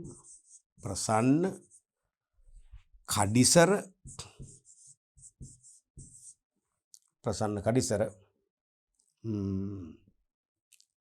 ඉහළ දැනුමක් විශේෂඥ දැනුමක් ඉහළ දැනුමක් තියෙන තුන ඒගොල්ලන්ට තමන් කරන වැඩේ පිළිබඳ ඉහළ දැනුමක්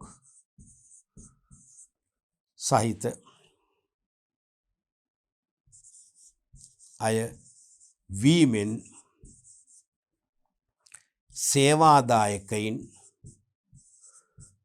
සේවාදායකයින්ට ඉහළම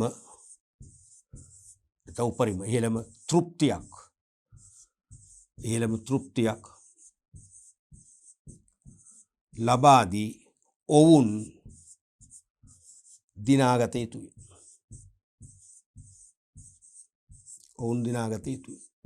ඇත්තටම අපිත් වෙනවනේ. අපට හොඳින් සැලකුවා, හොඳින් පිළිගත්තා. තේරුණාද? අපිට ඉල්ලන විදිහට කෑම හදලා දුන්නා. ඉල්ලන ප්‍රමාණය ගෙනත් දුන්නා. තේරුණා? සමහර වැඩිපුර අපි කෑම ගත්ත කියලා ඒගොල්ලෝ අය කරෙත් නෑ. නේ? ඒව අපර මතකයි. කවදාවත් අමතක වෙන්නේ අපි නැවතත් යනවා එතනට. දන්න අයටත් කියනවනේ. පුද්ගලෝ ගැන. ඊට පස්සේ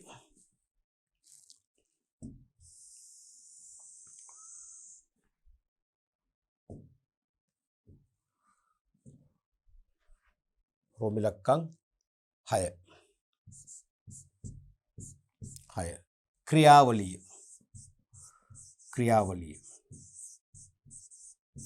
මේ රෙස්ටුරන්ට් එකේ ක්‍රියාවලිය කිව්වම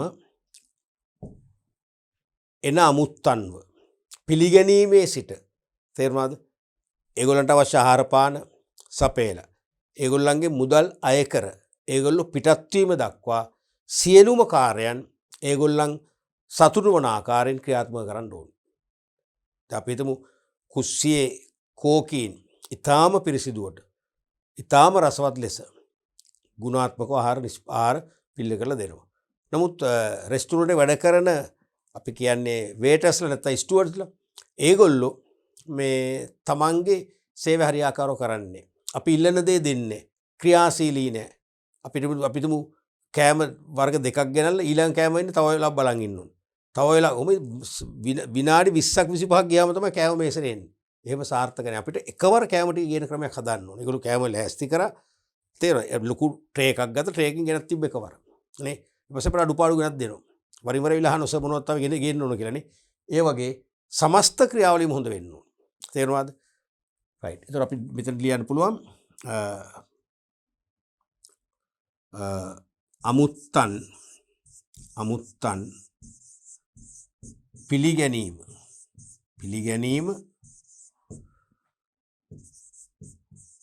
ආහාර සැකසීම පිළිගැන්වීම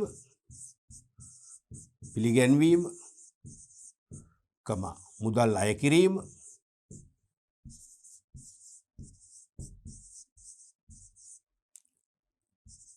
ආදී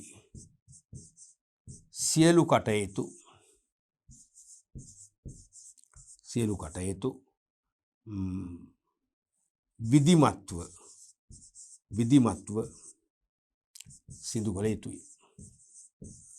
විධිමත්ව සිදු කළ යුතුයි. එහෙම වුණොත් තමයි අපිව එතනට නැවත ආකර්ෂණය වෙන්නේ.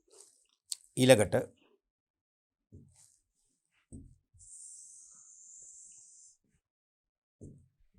අවසන් එක 7 වෙනි එක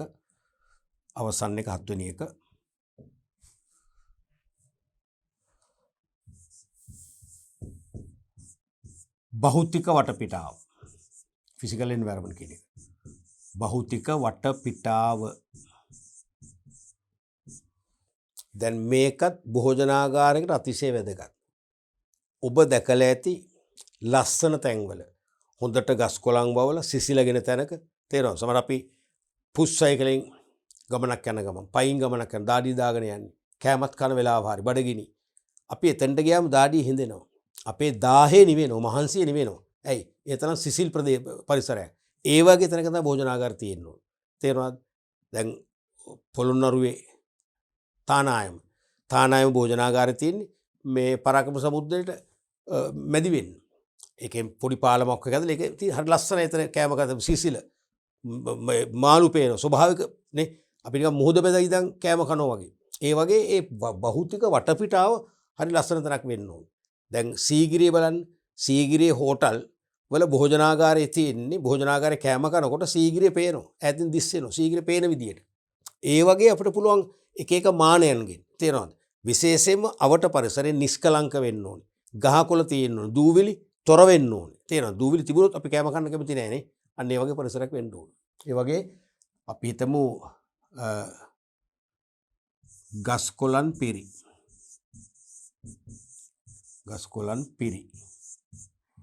ඒ වගේම සිසිල ගෙන දෙන. සිසිල ගෙන දෙන. ඒ වගේම දැකුම් කළු කියන දැක්කම කළු නෙවෙයි ලස්සන කියන එක. දැකුම් කළු. දැකුම් කළු. ස්වාභාවික දර්ශනයන්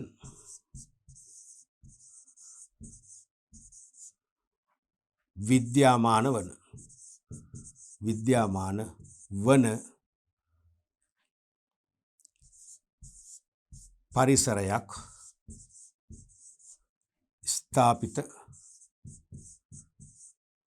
ස්ථාපිත කිරීමෙන්